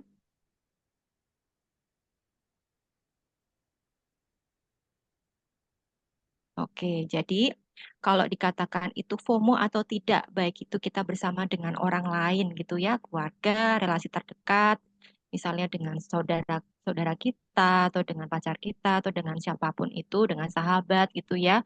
Dan itu karena kita mungkin nggak sengaja ngelihat yang lain juga melakukan hal yang serupa gitu, terus kok bagus, atau di tempat-tempat tertentu. Nah, selama itu tidak tadi ya, membuat stabilitas. Jadi gini, lebih kepada kita jadi lupa dengan pertama mungkin dasarnya lupa dengan diri kita sendiri, kayak lupa makan, lupa waktu belajar, lupa dengan tanggung jawab kita sehari-hari, itu paling dasar. Yang selanjutnya adalah bisa mengarah ke FOMO, itu kalau kemudian apa namanya, kalau yang kita lakukan itu pada akhirnya membuat kita jadi membuat perbandingan tadi yang saya sampaikan ya. Jadi pengaruhnya, dampaknya adalah kita membuat perbandingan diri kita dengan yang lain yang pada akhirnya kita melihat, oh yang lain itu lebih baik, aku kepengen juga seperti yang lain gitu kan. Nah, ketika sudah membuat perbandingan yang mengarah kemudian kita jadi merasa rendah diri, kita iri. Nah, dampaknya ya, kalau udah muncul dampak-dampak tadi, wah ternyata aku sama sama keluargaku sama temanku kurang kece nih, ya udah aku pokoknya nanti ke sini deh biar lebih keren. Nah, kalau udah mengarah ke sana dan akhirnya dikejar terus pokoknya hampir di setiap tempat gimana caranya dan buat perbandingan, membandingkan, ah yang lain dapat like berapa, aku dapat like berapa. Oke, itu udah masuk FOMO ya teman-teman. Jadi intinya kita jadi nggak ngelihat apa sih potensi kita, apa kelebihan kita. Itu FOMO dengan tingkat ringan gitu ya. Tingkat FOMO berat adalah tadi kita lupa dengan diri kita sendiri, sampai lupa makan, hanya demi membeli, hanya demi flash sale. Pokoknya gimana caranya nggak bergerak dari tempat tidur gitu ya. Nah, itu dia namanya FOMO kategori berat. Masih ringan deh kalau misalnya membandingkan dirinya dengan yang, tapi itu udah tanda-tanda. Oke, ternyata ini udah tanda-tanda FOMO nih. Udah aku stop tadi ya saya sampaikan. Kalau sudah FOMO pasti semua mengalami apa gejala. Salah satu gejala tanda-tanda itu pasti ada. Waduh, aku ngikutin tren ini, pengen juga dapat ini, terus tiba-tiba ngerasa, aduh, kok rugi banget ya, kok ada efek banget di aku gitu ya. Nah, kita rem tadi yang saya sampaikan, stop. Oke, biar nggak jadi FOMO yang berat, yang arahnya kemana? Depresi.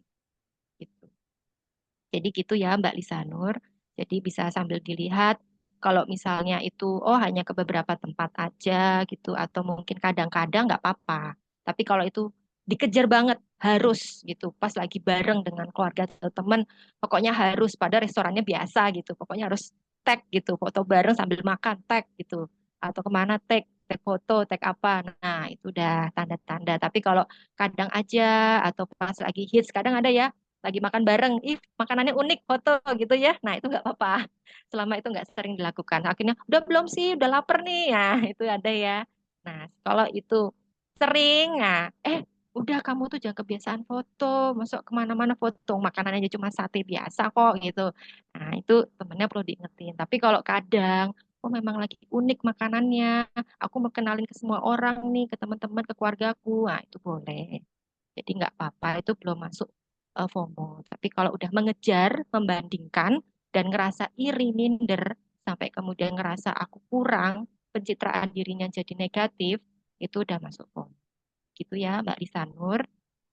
Jadi mungkin temennya bisa diajak untuk, oke deh, private aja gitu ya, untuk galerinya sendiri gitu, keluarga dan teman-temannya. Biar nggak mengarah ke FOMO yang pada akhirnya. Oke, boleh dengan Mbak Lauren pertanyaannya di-sharekan. Oke. Ya, ini dari Mbak Loren. Mungkin Mbak Loren ingin bertanya langsung apa ini ya? Oke, ini ada pertanyaannya. Oke, mungkin saya bacakan aja ya, biar Ya. halo Mbak, apakah ada tips mengimbangi ritme hidup yang pelan tapi tetap up to date dengan perkembangan dunia ke depannya? Mungkin ritme hidup yang pelan ini semacam slow living gitu mungkin ya, kalau istilah yang lagi populer sekarang ini. Mungkin ada Iya, tanggapannya Mbak? ya.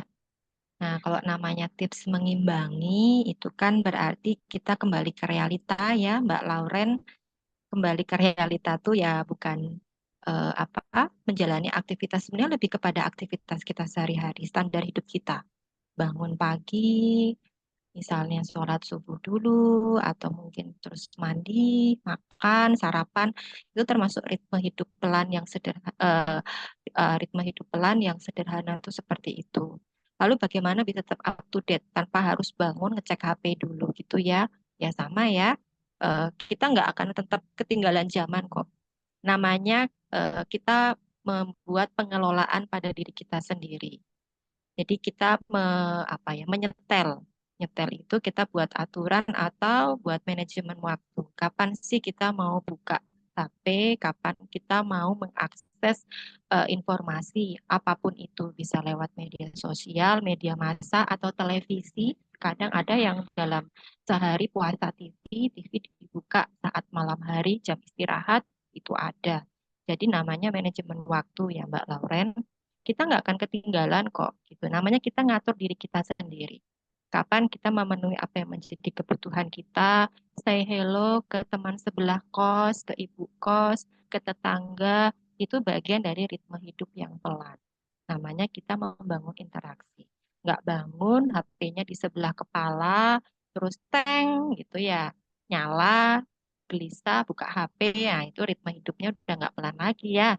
Karena nanti jalan ke kamar mandi, HP-nya yang dibaca. Taunya tangannya yang punya mata, nyalain saklar gitu ya. Terus ngambil sikat gigi, sambil mata ngelihat HP, nge-scroll gitu ya, sikat gigi. Nah, itu ritme hidup nggak pelan. Ritme hidup pelan adalah tadi tipsnya kita pertama diniatkan. Kalau belum ya udah enjoy, tapi kita lihat ya. Kadang namanya kita FOMO, kita mengikuti tren, semua pasti mengalami. Karena dengan mengalami kita tahu, oh ini nggak benar gitu ya. Dan kita kemudian belajar namanya nggak menjustifikasi orang karena kita sudah pernah mengalami. Gitu. Jadi nggak usah ngerasa bersalah, nggak usah ngerasa nyesel gitu. Aku udah FOMO atau aku udah pakai HP terus, tidak usah. Dari kegiatan kelas online ini mungkin kemudian tahu, oh ternyata tuh nggak baik ya. Kalau berat masih susah, namanya latihan. Kalau sudah ada niat, berarti dibangun. Nah, arahnya tipsnya apa? Manajemen waktu. Kita masih bisa up to date dengan perkembangan dunia dengan mengatur waktunya. Kapan mau buka HP? Oh, kalau udah selesai sarapan. Kalau udah sampai di kampus atau nunggu dosen masuk kelas. Nah, jadi kita buka informasi apa. Kalau sifatnya kadang ada WhatsApp, informasi tugas, pekerjaan, oke lah, bisa kok dijami sebenarnya. Oke, aku buka HP untuk ngecek informasi gitu ya, apapun itu, kaitannya dengan tugas, kaitannya dengan pekerjaan setelah aku sarapan. Berarti ritmenya apa? Melewati namanya bangun. Mungkin ada senam dikit-dikit dulu, mandi, makan atau masak dulu baru makan, baru kemudian buka HP. Buka HP pun dijami gitu ya, manajemen waktu. Aku buka HP, ngecek semua info karena HP gadget semua ya, tablet, televisi, HP, kecuali televisi, gadget, HP, media sosial lebih tepatnya itu kan cepat aksesnya. Jadi kadang 10 menit, 15 menit cukup gitu. Karena saking cepatnya, dengan menit aja cukup, tanpa harus berjam-jam. Kecuali pengerjaan tugas. Nah, jadi eh, kok mikir, wah, kok semua serba waktu ya, harus diatur? Iya, itu. Caranya seperti itu. Membuat ritme itu dengan waktu. Kita kembali ke pola hidup kita yang paling sederhana. Karena sebelum ada teknologi, kita tahu semua ya, kita kan pasti semua sewajarnya ya, bangun, makan, TV, denger radio, belum ada HP ya, belum ada medsos. Zaman dulu kan gitu, masih bantuin bapak atau ibunya di dapur, masak, nyiapin kebutuhan untuk kerja atau sekolah. Belum ada teknologi. Tapi karena ada teknologi, mata kita berpaling ke gadget, ke medsos. Akhirnya yang jadi mata adalah tangan. Itu yang menyebabkan jadi cara melihat ritme hidup itu adalah tubuh kita. Seberapa kita bisa menggunakan tubuh kita. Mata, tangan, kaki. Yang paling penting mata. Kita berinteraksi mata. Kita nyalain saklar itu juga dilihat. Jadi ritme pelan hidup itu adalah dengan melihat apa yang kita lakukan. Jadi bukan ngeliat HP atau ngeliat medsos, tangannya nyendoi sayur, tangannya masukin saklar. Ya, kalau saklarnya tepat, kalau saklarnya salah apa enggak kesetrum. Nah, nyalain lampu. Jadi ritme hidup pelan adalah menikmati ritme kita bangun, badannya seger apa capek enggak. Bukan bangun terus ngeliatnya HP, enggak ya. Nah, itu. Kalau HP-nya ganggu, taruh di lemari, taruh di laci. Gitu. Orang lain ada yang kemudian kadang mungkin kan dia nggak menghargai masa aku diburu gitu ya gara-gara aku nggak segera buka HP. Nah sebenarnya yang salah yang guru itu ya dia berarti perlu belajar karena dengan kemudian karena pasti kita akan buka informasi, cuman belum ada waktunya. Kita butuh waktu untuk diri kita dulu. Gitu. Jadi hal sepele sekali ya teman-teman, nyalain lampu aja harus itu namanya ritme hidup pelan itu nyalain lampu ngambil gayung cuci muka, sikat gigi sambil ngelihat cermin. Itu ritme hidup pelan. Beda kalau ritme hidup pelan, bukan ritme hidup pelan kalau kita nyambi mata dan tangan satunya megang gadget dan lihat medsos. Nah, itu bukan ritme hidup pelan. Jadi tipsnya tadi ya Mbak Loren, manajemen waktu, diatur waktunya, kapan saya buka akses informasi, kapan aku bisa melihat info up to date, kapan aku ada waktu untuk diriku sendiri. Dan ketika menggunakan waktu untuk diri sendiri, kita off. Kita benar-benar rela ikhlas mati. Tenang, kita nggak akan ketinggalan kok. Karena medsos itu selama wifi-nya nyala, selama internetnya nyala, pasti cepat kok. Cuma 15 menit aja kadang cukup. Kecuali tugas dan pekerjaan ya. Tapi kalau cuma sekedar hiburan, informasi, iklan, foto, media massa, itu kadang 15 menit, 10 menit cepat. Apalagi daya mata kita menangkap bacaan itu cukup baca sekilas saja, kita paham itu isi beritanya apa. Gitu ya. Nah, jadi kurang lebih tadi ya Mbak Loren, tipsnya adalah manajemen waktu. Jadi kita pertama menggunakan waktu untuk diri kita dulu secara pribadi yang sederhana dulu. Seperti contoh saya tadi, bangun, mandi, makan, lalu kita buat waktu kapan kita mau mengakses media sosial. Gitu. Seperti itu Mbak Lauren dari saya. Iya, oke. Terima kasih Mbak Melati. Iya, Nah, ya, ini dari Mbak Loren kan udah terjawab ya. Ya, oke. Mungkin ya teman-teman, ini kita masih banyak waktu ya nanti terkait sesi diskusi ini sampai jam 21.30, 30 menit lagi. Silakan bagi teman-teman yang lain yang ingin bertanya bisa langsung raise hand atau melalui kolom chat ya. Silakan ada yang ingin bertanya. Hmm. Oke, ini di chatnya ada yang Mbak Jenny ya. Mbak Jenny ingin bertanya nih kayaknya. Chat melalui saya. Silakan Mbak Jenny. Mana nih Mbak Jenny? Oh iya, Ya, sebentar ya. Hmm, halo Kak, Kak Patricia. iya, Oh iya, silakan Jenny. Kak, jadi kan tadi udah di... Maaf ya Kak, ini bentar, aktifin kamera dulu. ya biar terlihat. Oke. Ya, oke. Kak, kalau dari saya sih lebih ke apa ya? Dari tadi kan penjelasannya itu kalau FOMO itu berarti arahnya selalu negatif begitu ya, Kak ya.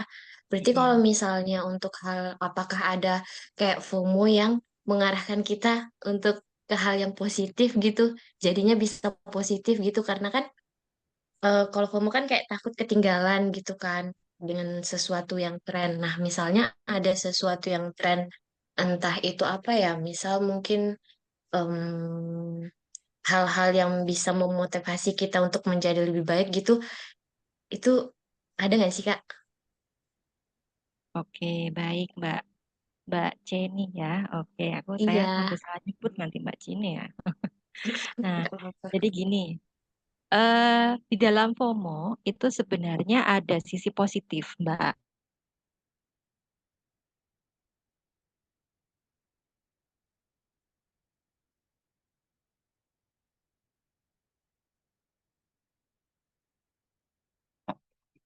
Halo.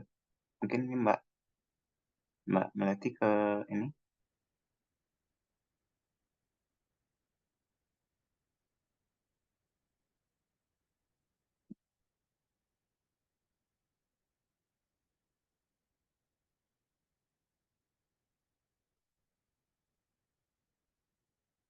usaha. Oh iya teman-teman, mohon maaf ini Mbak Melati sepertinya jaringannya kurang bagus. Nanti lagi coba join lagi.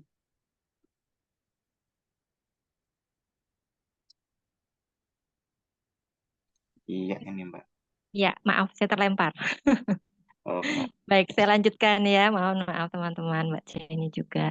Jadi, kalau kita bicara FOMO, kalau teman-teman lihat tadi kan proses FOMO, kalau kita ambil dari pengalaman di luar sana, kejadian di lingkungan sekitar kita itu kan sebenarnya sudah mengandung unsur positif, yaitu motivasi yang sangat kuat sekali sampai nggak pernah menyerah. Jadi pantang nyerah untuk mendapatkan apa yang diinginkan, ya. Jadi sebenarnya, aduh, mohon maaf, sudah masuk belum ya? Kok saya putus-putus? Sudah Mbak, sudah jelas kan? Oh ya, baik ya. Tadi kok sempat freeze semua. Ya, jadi karena unsur di dalamnya itu ada motivasi nomor satu, motivasi niat, jadi niat banget gitu ya. Terus kedua adalah gak menyerah. Gimana caranya aku harus bisa dapat yang aku mau gitu ya. Tadi kita ambil contoh kasus misalnya Coldplay tadi. Sampai jual kulkas, ya ampun kulkasnya dijual. Terus apa jual motor sampai apa namanya semuanya dikerahkan. Nah, itu adalah unsur positif dari FOMO. Yang mengarah ke negatif apa? Yang mengarah ke negatif adalah tadi. Jadi lupa dengan dirinya sendiri. Ritmenya terus berulang dan merusak dirinya sendiri. Yang apa arahnya merusak? Yang membandingkan dirinya, muncul rasa minder, padahal dia punya kelebihan yang dilihat kekurangan karena dampak dari perbandingan. Jadi kalau Mbak Jenny tanya, ada nggak sih FOMO yang positif? Ya kalau kita bilang FOMO kan udah kelihatan ya kepanjangannya fear of missing out. Jadi memang gini, ketika orang punya niat, punya motivasi itu pasti ada landasannya.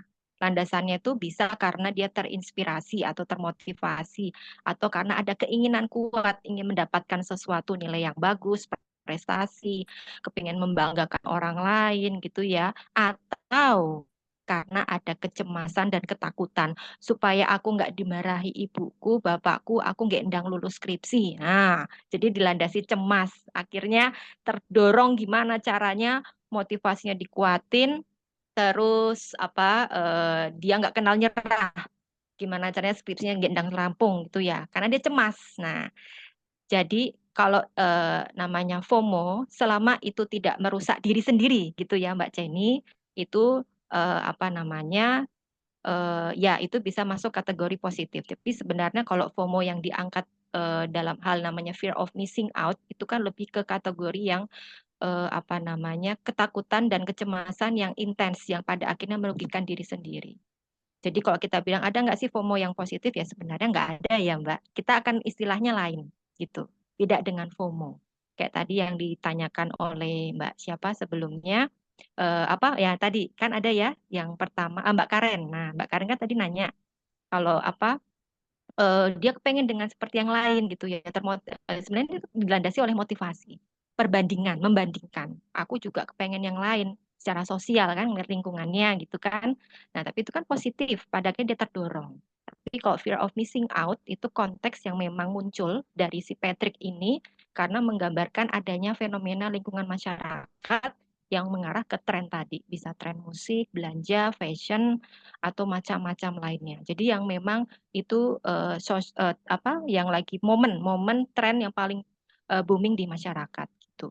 Jadi kalau kaitan dengan prestasi, kaitannya dengan pencapaian itu beda konteks. Jadi nggak masuk ke dalam FOMO gitu. Tapi di dalam FOMO ada unsur positifnya, yaitu termotivasi dan nggak mau menyerah. Nah itu positif ya, gitu. Iya. Oke, Kak, berarti lebih ke ini ya, maksudnya ada unsur positifnya, tapi berarti bagaimana cara kita untuk mengontrol diri, Benar gitu. sekali. Iya. Oh, kalau Kalau misalnya ngontrol kita, diri, Mm-mm. ya monggo. kalau kalau misalnya kita nggak bisa mengontrol diri, maka kita juga akan merugikan diri kita ujung-ujungnya, gitu ya. Iya, gitu. Hmm, Iya. oke. Jadi kalau udah nggak punya kontrol diri ya nanti masuknya FOMO. Tapi kalau punya Oh, kontrol diri berarti namanya nggak FOMO. Gitu.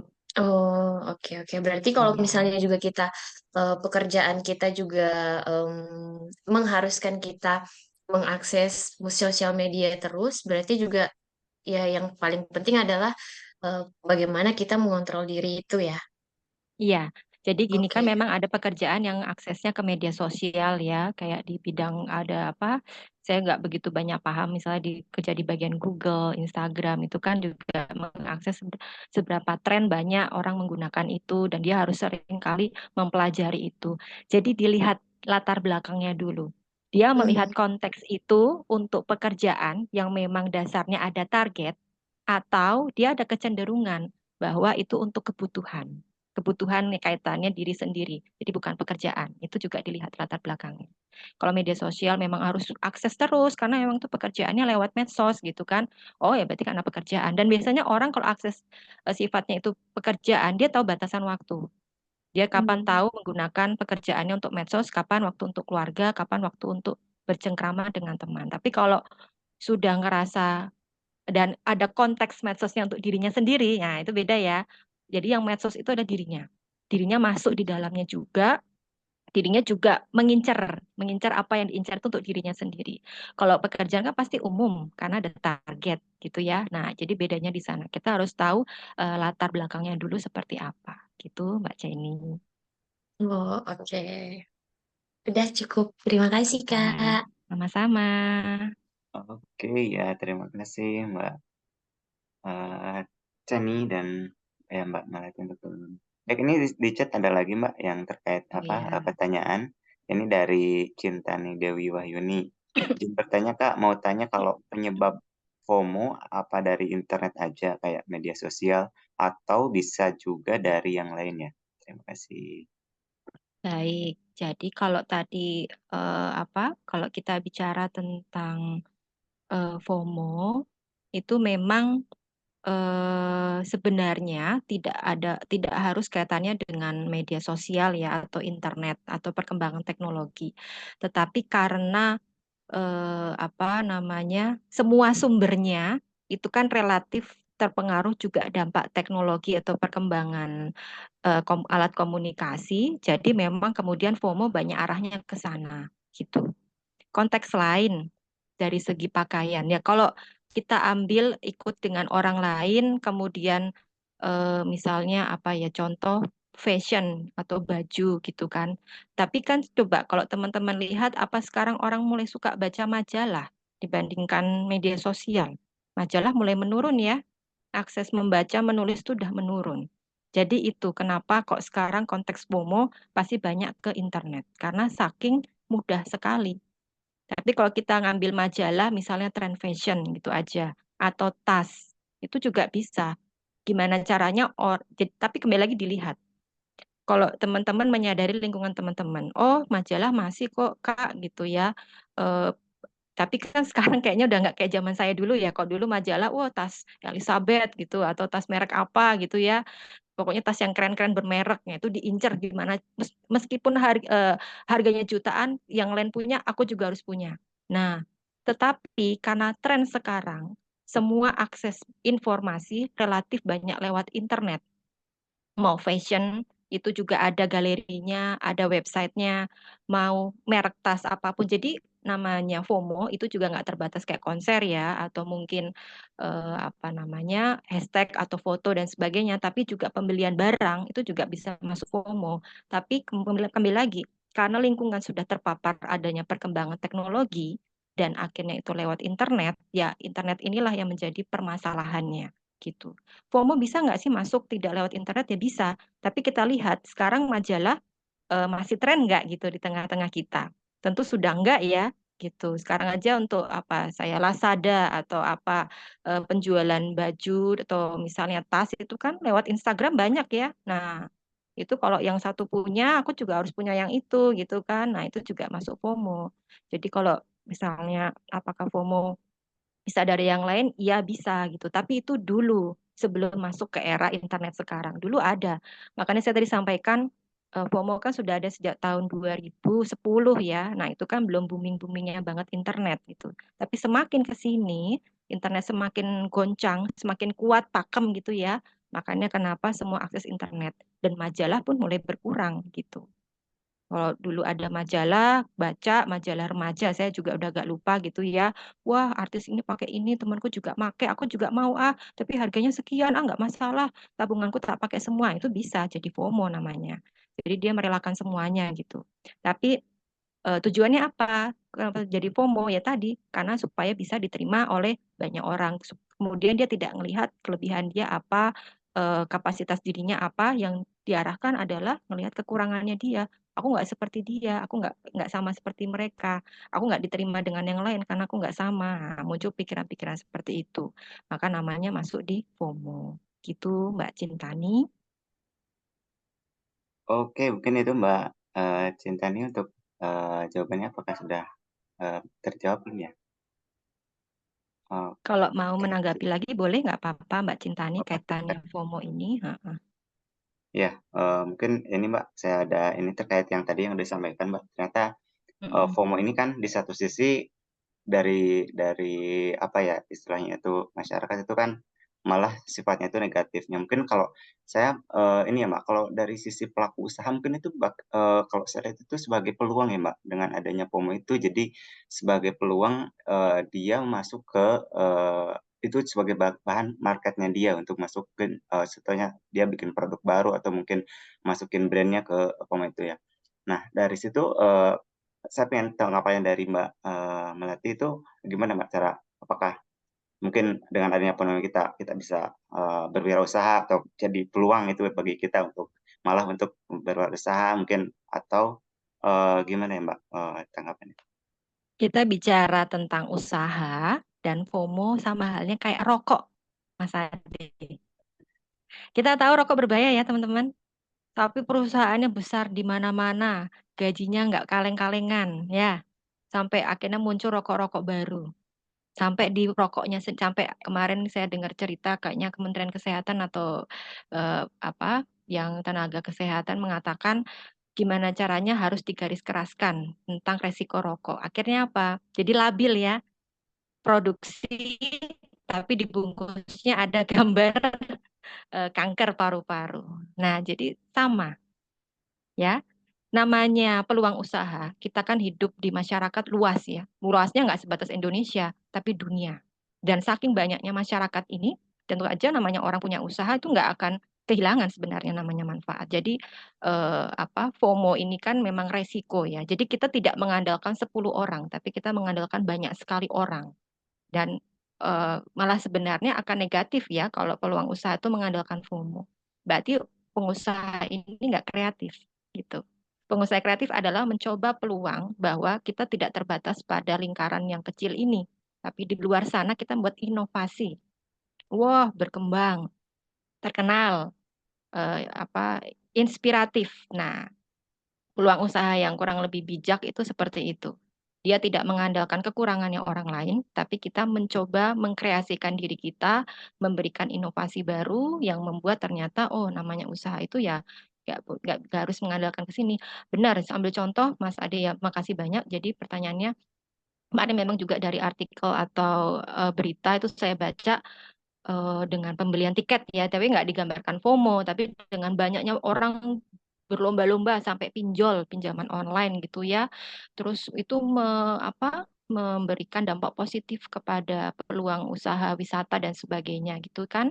Ya, mereka tidak menyorot sisi negatifnya gitu. Jadi kalau untuk FOMO itu kembali ke diri kita sendiri. Kalau memang ada peluang usaha melihat adanya tren kayak Coldplay gitu kan mengembangkan tempat wisata atau kaitannya juga dengan pembelian dan sebagainya, ya peluang usaha yang bijak adalah tadi dia memberikan target yang sesuai, arahan yang sesuai gitu. Tidak memanfaatkan kekurangan dari orang-orang di sekitarnya. Jadi gitu ya, prinsipnya adalah tadi kita berkembang nggak hanya pada sifat yang terbatas, tapi kita lihat, oh lingkup kita nggak cuma di sini, kita bisa mengembangkan itu. Tidak mengandalkan kekurangan orang lain. Gitu, Mas Adi. Oke ya, berarti ya memang ada sisi apa negatif dan positif mungkin Negatifnya. ya, mayoritasnya apa itu hanya sebatas jangka pendek mungkin ya Mbak ya kalau Iya, kita benar. memanfaatkan FOMO saja ya. Mm-mm. Oke Oke ya, terima kasih Mbak untuk Mm-mm. tanggapannya. Baik teman-teman, ini kita Mm-mm. masih banyak waktu ya, sampai jam 21.30 masih ada sekitar 15 menitan lagi. Mungkin bagi teman-teman yang ingin bertanya, silakan bisa langsung raise hand atau mungkin bisa langsung melalui kolom chat. Oke, ini apakah ada Mbak Natasha nih? Ada unek-unek kayaknya tadi. Oke, mungkin aku sedikit nggak tahu ya, apakah cuma aku aja yang penasaran atau mungkin teman-teman sini juga ada pernah terpikir FOMO ini sama nggak sih Mbak dengan orang yang hanya mengikuti tren-tren tertentu aja kayak Coldplay tadi itu, karena kan emang semua artis kayaknya juga beli tiketnya kayak sampai bela-belain puluhan juta beli di calo juga.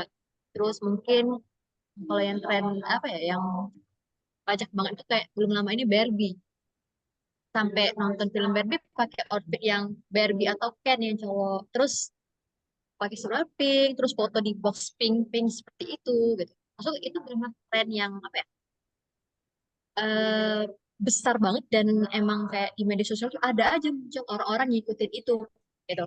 Melalui video atau langsung apa ya, secara melakukannya secara langsung gitu kayak sampai outfitnya beli tiketnya tadi itu, tapi cuman tren-tren tertentu, bukan yang kayak semua apa mungkin orang sekeliling yang ngelakuin dia ikut ngelakuin, bukan kayak gitu. Dan juga bukan kalau seandainya tren besar itu otomatis kan karena ada media karena beritanya ini nih, terus akhirnya banyak di media sosial juga. Apakah itu juga termasuk FOMO gitu, orangnya cuman di event apa ya di kayak Coldplay kayak Barbie itu juga termasuk FOMO atau cuman ikut trend center doang yang kayak lagi hits-hitsnya doang gitu, itu aja sih.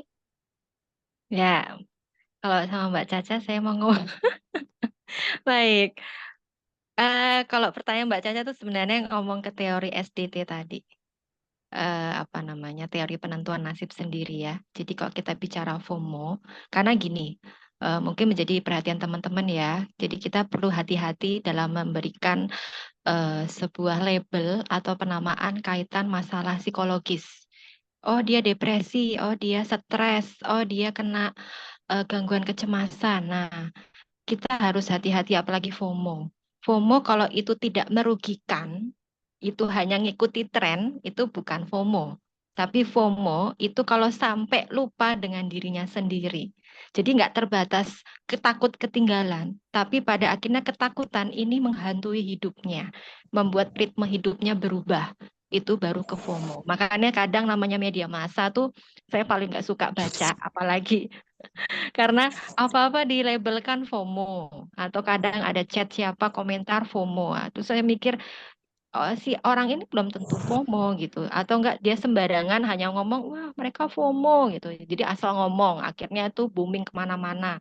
Nah kembali lagi konsep FOMO tadi. Yang nomor satu adalah memberikan kerugian, manfaat tidak ada manfaat untuk diri sendiri. Jadi kalau cuma ngikutin tren tuh nggak apa-apa, boleh sekali gitu ya, kayak Barbie semuanya pink gitu ya. Google juga pink ya, Mbak Caca ya, sampai gemerlapan gitu. Itu nggak apa-apa, tapi tidak lupa dengan dirinya sendiri gitu. Nah, lalu apakah itu ngikutin tren yang lagi kini banget atau tidak? Sama. Kita lihat konteksnya. Kalau namanya FOMO itu kan dasarnya tadi dia punya masalah kaitannya dengan sosial. Kalau itu kemudian jadi arahnya ke SDT. Dia ketidak ketakutan yang namanya tidak bisa diterima oleh sosial dan lingkungannya. Supaya bisa diterima temennya banyak, dia eksis dan ngikutin tren gitu. Jadi untuk trennya itu yang lagi booming atau tidak kayak Coldplay atau mungkin ada yang enggak lah, ada yang bukan Coldplay itu bisa. Jadi nggak harus Coldplay karena Coldplay itu lagi karena itu internasional ya semua dapat gitu ya. Tapi mungkin ada yang kecil-kecil gitu kan hanya lingkup misalnya satu RT, ya itu bisa gitu. Jadi namanya FOMO itu nggak harus yang tren sampai terkenal seluruh Indonesia tuh tidak, tapi lingkup wilayah atau lingkup kelompok tertentu dengan motif tadi supaya bisa mendapat teman. Jadi mendapat teman tidak lewat relasi dialog, tapi diawali dengan tadi ngikuti tren. Artinya apa? Tidak menjadi diri sendiri, mengikuti apa yang dilakukan orang lain supaya bisa diterima. Nah, itu masuk ke dalam kategori FOMO. Jadi yang relatedness ya tadi kedekatan, lalu kedua kompetensi dan autonomi, tidak bisa mengambil keputusan untuk dirinya sendiri, tidak bisa melihat apa yang menjadi kelebihan dirinya sendiri, autonomi. Kompetensi yang akhirnya apa? Karena nggak punya kemampuan berinteraksi, nggak bisa bertindak secara tepat dan baik, bisanya hanya mengikuti gitu. Trennya bisa apa saja. Jadi kalau masih ngikutin ping-ping, satu bioskop ping gitu ya, saya juga lucu sih ketawa gitu ya ngikutin tren Barbie itu. Bagus sih menurut saya gitu ya, tapi kembali lagi kan itu memberikan apa namanya, apa ya saya lupa. Eh, ya mungkin ya pengalaman baru lah gitu kan. Saya nggak suka pink masalahnya ya. Gitu. Jadi kalau udah ngomong Barbie kemarin, aduh kok Barbie sih gitu ya. Gitu. Jadi ya tadi, selama itu tidak mengganggu kondisi diri kita, boleh kok kita ngikuti tren. Semua pakai Apple, aku pengen HP Apple gitu. Itu juga masuk FOMO kalau sampai pada akhirnya itu merugikan kita. Tapi kalau kita masih punya batasan, oh nabung dulu, sisihkan sebagian, nanti beli Apple gitu, boleh. Tapi kalau sampai nggak ada uang makan di kos, kemudian ngutang, nah itu namanya FOMO. Ya, jadi konteksnya trennya bisa kemana-mana, Mbak Caca. Makasih Mbak Mel. Berarti tergantung motifnya ya. Motif Benar. melakukan itu. Saya lama-lama nanti bicara teori ini ke Mbak Caca. Kita belajar lagi ya. Belajar bareng Mbak. Iya, belajar bareng. Oke. Baik. Oke, ya baik. Terima kasih Mbak Natasha untuk ya sesi sharing pertanyaannya ya. Oke baik teman-teman, ini masih ada waktu sekitar 6 menitan lagi mungkin ya. Mungkin bagi ini pertanyaan terakhir, mungkin ada yang ingin bertanya mungkin terkait topik kita malam ini, FOMO, atau mungkin ada pengalaman atau apa gitu terkait FOMO. Silakan ya teman-teman, bisa langsung raise hand atau melalui chat ya. Apakah ada?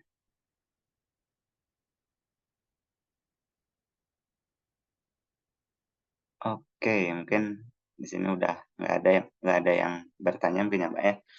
Oke, eh mungkin Mbak, oke ini dari J, oh J cukup, oke nggak apa-apa J. Oke, ya mungkin Mbak, karena ini udah nggak ada lagi yang bertanya, mungkin sudah ini ya Mbak, ya, sudah cukup dari sesi pertanyaan kita. Mungkin dari Mbak Melati ada ini mungkin ya Mbak, apa saran atau apa sebagai penutup dari sesi kita malam ini. Silakan Mbak. Aduh, dapat tantangan closing statement ini. Yes. Biasanya nggak pernah dapat ini dapat. Oke, karena ini bisa jadi gini. Ya mungkin mengutip dari tadi ya, kalau dilihat teman-teman memperhatikan slide saya terakhir, saya kalau memberikan sharing, saya lebih ngomongnya sharing ya, nggak presentasi. Itu bisa memberikan sedikit kalimat terakhir gitu di setiap tema yang diangkat. Jadi setiap tema tuh punya kata motivasinya sebenarnya, kata motivator. Jadi dari yang kalimat motivator saya itu adalah bijaklah, pikirkan dan rasakan kembali dalam setiap pengambilan keputusan. Jadi nggak cuma mau dipikir, dirasake. Ya, maaf, saya bahasa Indonesia dulu aja ya, dirasakan. Gitu. Jadi yang kita pikirkan itu dirasa nyaman nggak? Kadang kita kurang dalam hal merasakan. Kita kurang peka dengan diri kita sendiri. Yang penting yang kita pikirkan menurut mereka oke, kita oke. Tapi kadang kalau kita juga, jadi mungkin ya tadi bijaklah, pikirkan dan rasakan kembali dalam setiap pengambilan keputusan. Karena dengan apa yang kita putuskan itu juga menyangkut dengan diri kita secara pribadi. Bukan berarti tidak mungkin gitu. Jadi selain berpikir, gunakanlah hati dalam setiap pertimbangan keputusan yang diambilkan. Dengan demikian, kita akan tahu mana yang baik untuk diri kita dan mana yang tidak.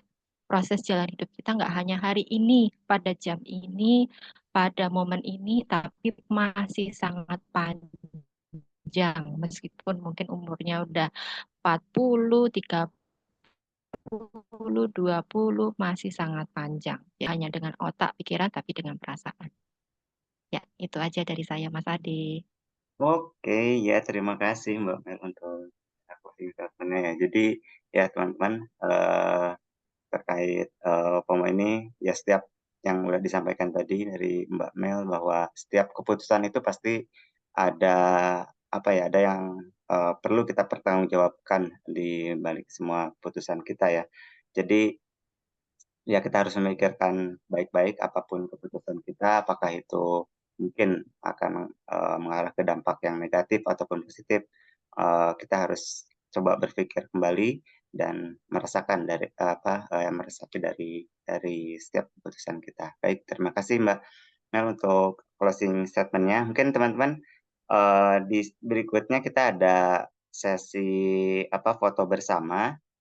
Ini mohon untuk mengaktifkan kameranya supaya terlihat jelas gitu ya teman-teman semua hadir di event kita malam ini. Dan untuk sesi foto ini akan dipandu oleh Mbak Lauren. Mungkin Mbak Lauren udah siap? Sudah, Mas Ade. Teman-teman minta tolong untuk Oke. on cam semuanya ya. Ya, silakan teman-teman. Pose terbaiknya dikeluarkan supaya terdokumentasi dengan baik.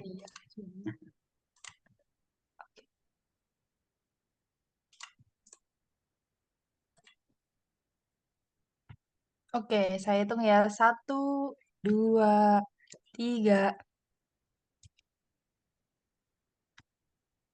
Oke, tunggu bentar. Ya. Oke, Mohon maaf, bisa diulangi lagi? Oke, siap. Oke. Oke, gaya formal dulu atau gaya bebas nih? Formal dulu aja Oh, deh. formal dulu. 1, 2, 3. Oke, sip. Ya. Tunggu sebentar. Oke. Gaya selanjutnya mungkin gaya bebas ya, Mas ya? Gaya bebas. Oke, siap teman-teman. Ayo keluarkan gaya bebas terbaiknya. 1, 2, 3. Oke, sip. Mau lagi atau mau tambah lagi? Ada gaya lain lagi? Ada gaya lain lagi mungkin dari Mbak Melati? Ada request atau? Nggak ada. Nggak ada Oke, sih. siap-siap. Mungkin satu kali lagi kali ya, biar Oke, afdol. sekali lagi. Oke. Siap, teman-teman. Ya, boleh. 1, 2, 3. Oke, terima kasih teman-teman semuanya. Oke, ya terima kasih Mbak Loren untuk sesi dokumentasinya dan teman-teman semua. Oke, teman-teman, ini untuk sebenarnya kan kita ada form feedback ya, di mana form feedback ini untuk bisa mendapatkan di akhir video nanti ada link untuk ke materi yang malam ini. Silakan teman-teman bisa langsung mengisi form feedback yang ada di kolom chat yang udah kami share di situ. Mungkin bisa langsung diisi saja form feedbacknya. Oke, mungkin sambil mengisi form feedback, mari kita saya ucapkan terima kasih untuk teman-teman yang sudah hadir di event kita malam ini, di event ceritakan.id. Jangan lupa untuk pantau terus ya Instagram kita di ceritakan.official, di mana di situ kita bakalan posting event-event terbaru kami terkait kesehatan mental, di mana event-event yang akan kami sampaikan ini bersifat gratis ya bagi teman-teman semua, karena kita sama-sama menyadari bahwa kita perlu sarana untuk edukasi terkait kesehatan mental. Silakan teman-teman bisa langsung follow Instagram kami ceritakan.official untuk dapetin informasi-informasi event berikutnya, karena kita sudah udah ada gitu list event yang akan kita jalankan di bulan berikutnya. Mungkin teman-teman akan tertarik dengan topiknya ya. Baik, mungkin itu. Terima kasih sekali lagi teman-teman sudah hadir, dan yang paling utama terima kasih Mbak Mel yang sudah menyempatkan diri sebagai narasumber kita malam kali ini untuk yang kedua kalinya ya Mbak ya. Semoga nggak kapok untuk Sama-sama. Tidak kapok. kerja sama pendidikan guru kita ya, Iya, Bang. iya, sama-sama Mas Ade. Ya, terima kasih Mbak Melati untuk jadi narasumber. Nah, Ya, baik, mungkin itu teman-teman. Saya akhiri untuk event kita kali ini dengan ucapan Alhamdulillahirrahmanirrahim. Kita tutup acara ini dengan ini. Terima kasih semuanya. terima kasih semuanya udah mengikuti. Makasih. Ya, Jangan lupa ikutan webinar jangan kami lupa bulan untuk ini. diisi form feedbacknya ya. Feedbacknya juga jangan lupa untuk materi dan essay. Terima kasih juga untuk tim hari ini semuanya. Terima kasih Mbak Mel. Sampai bertemu lagi.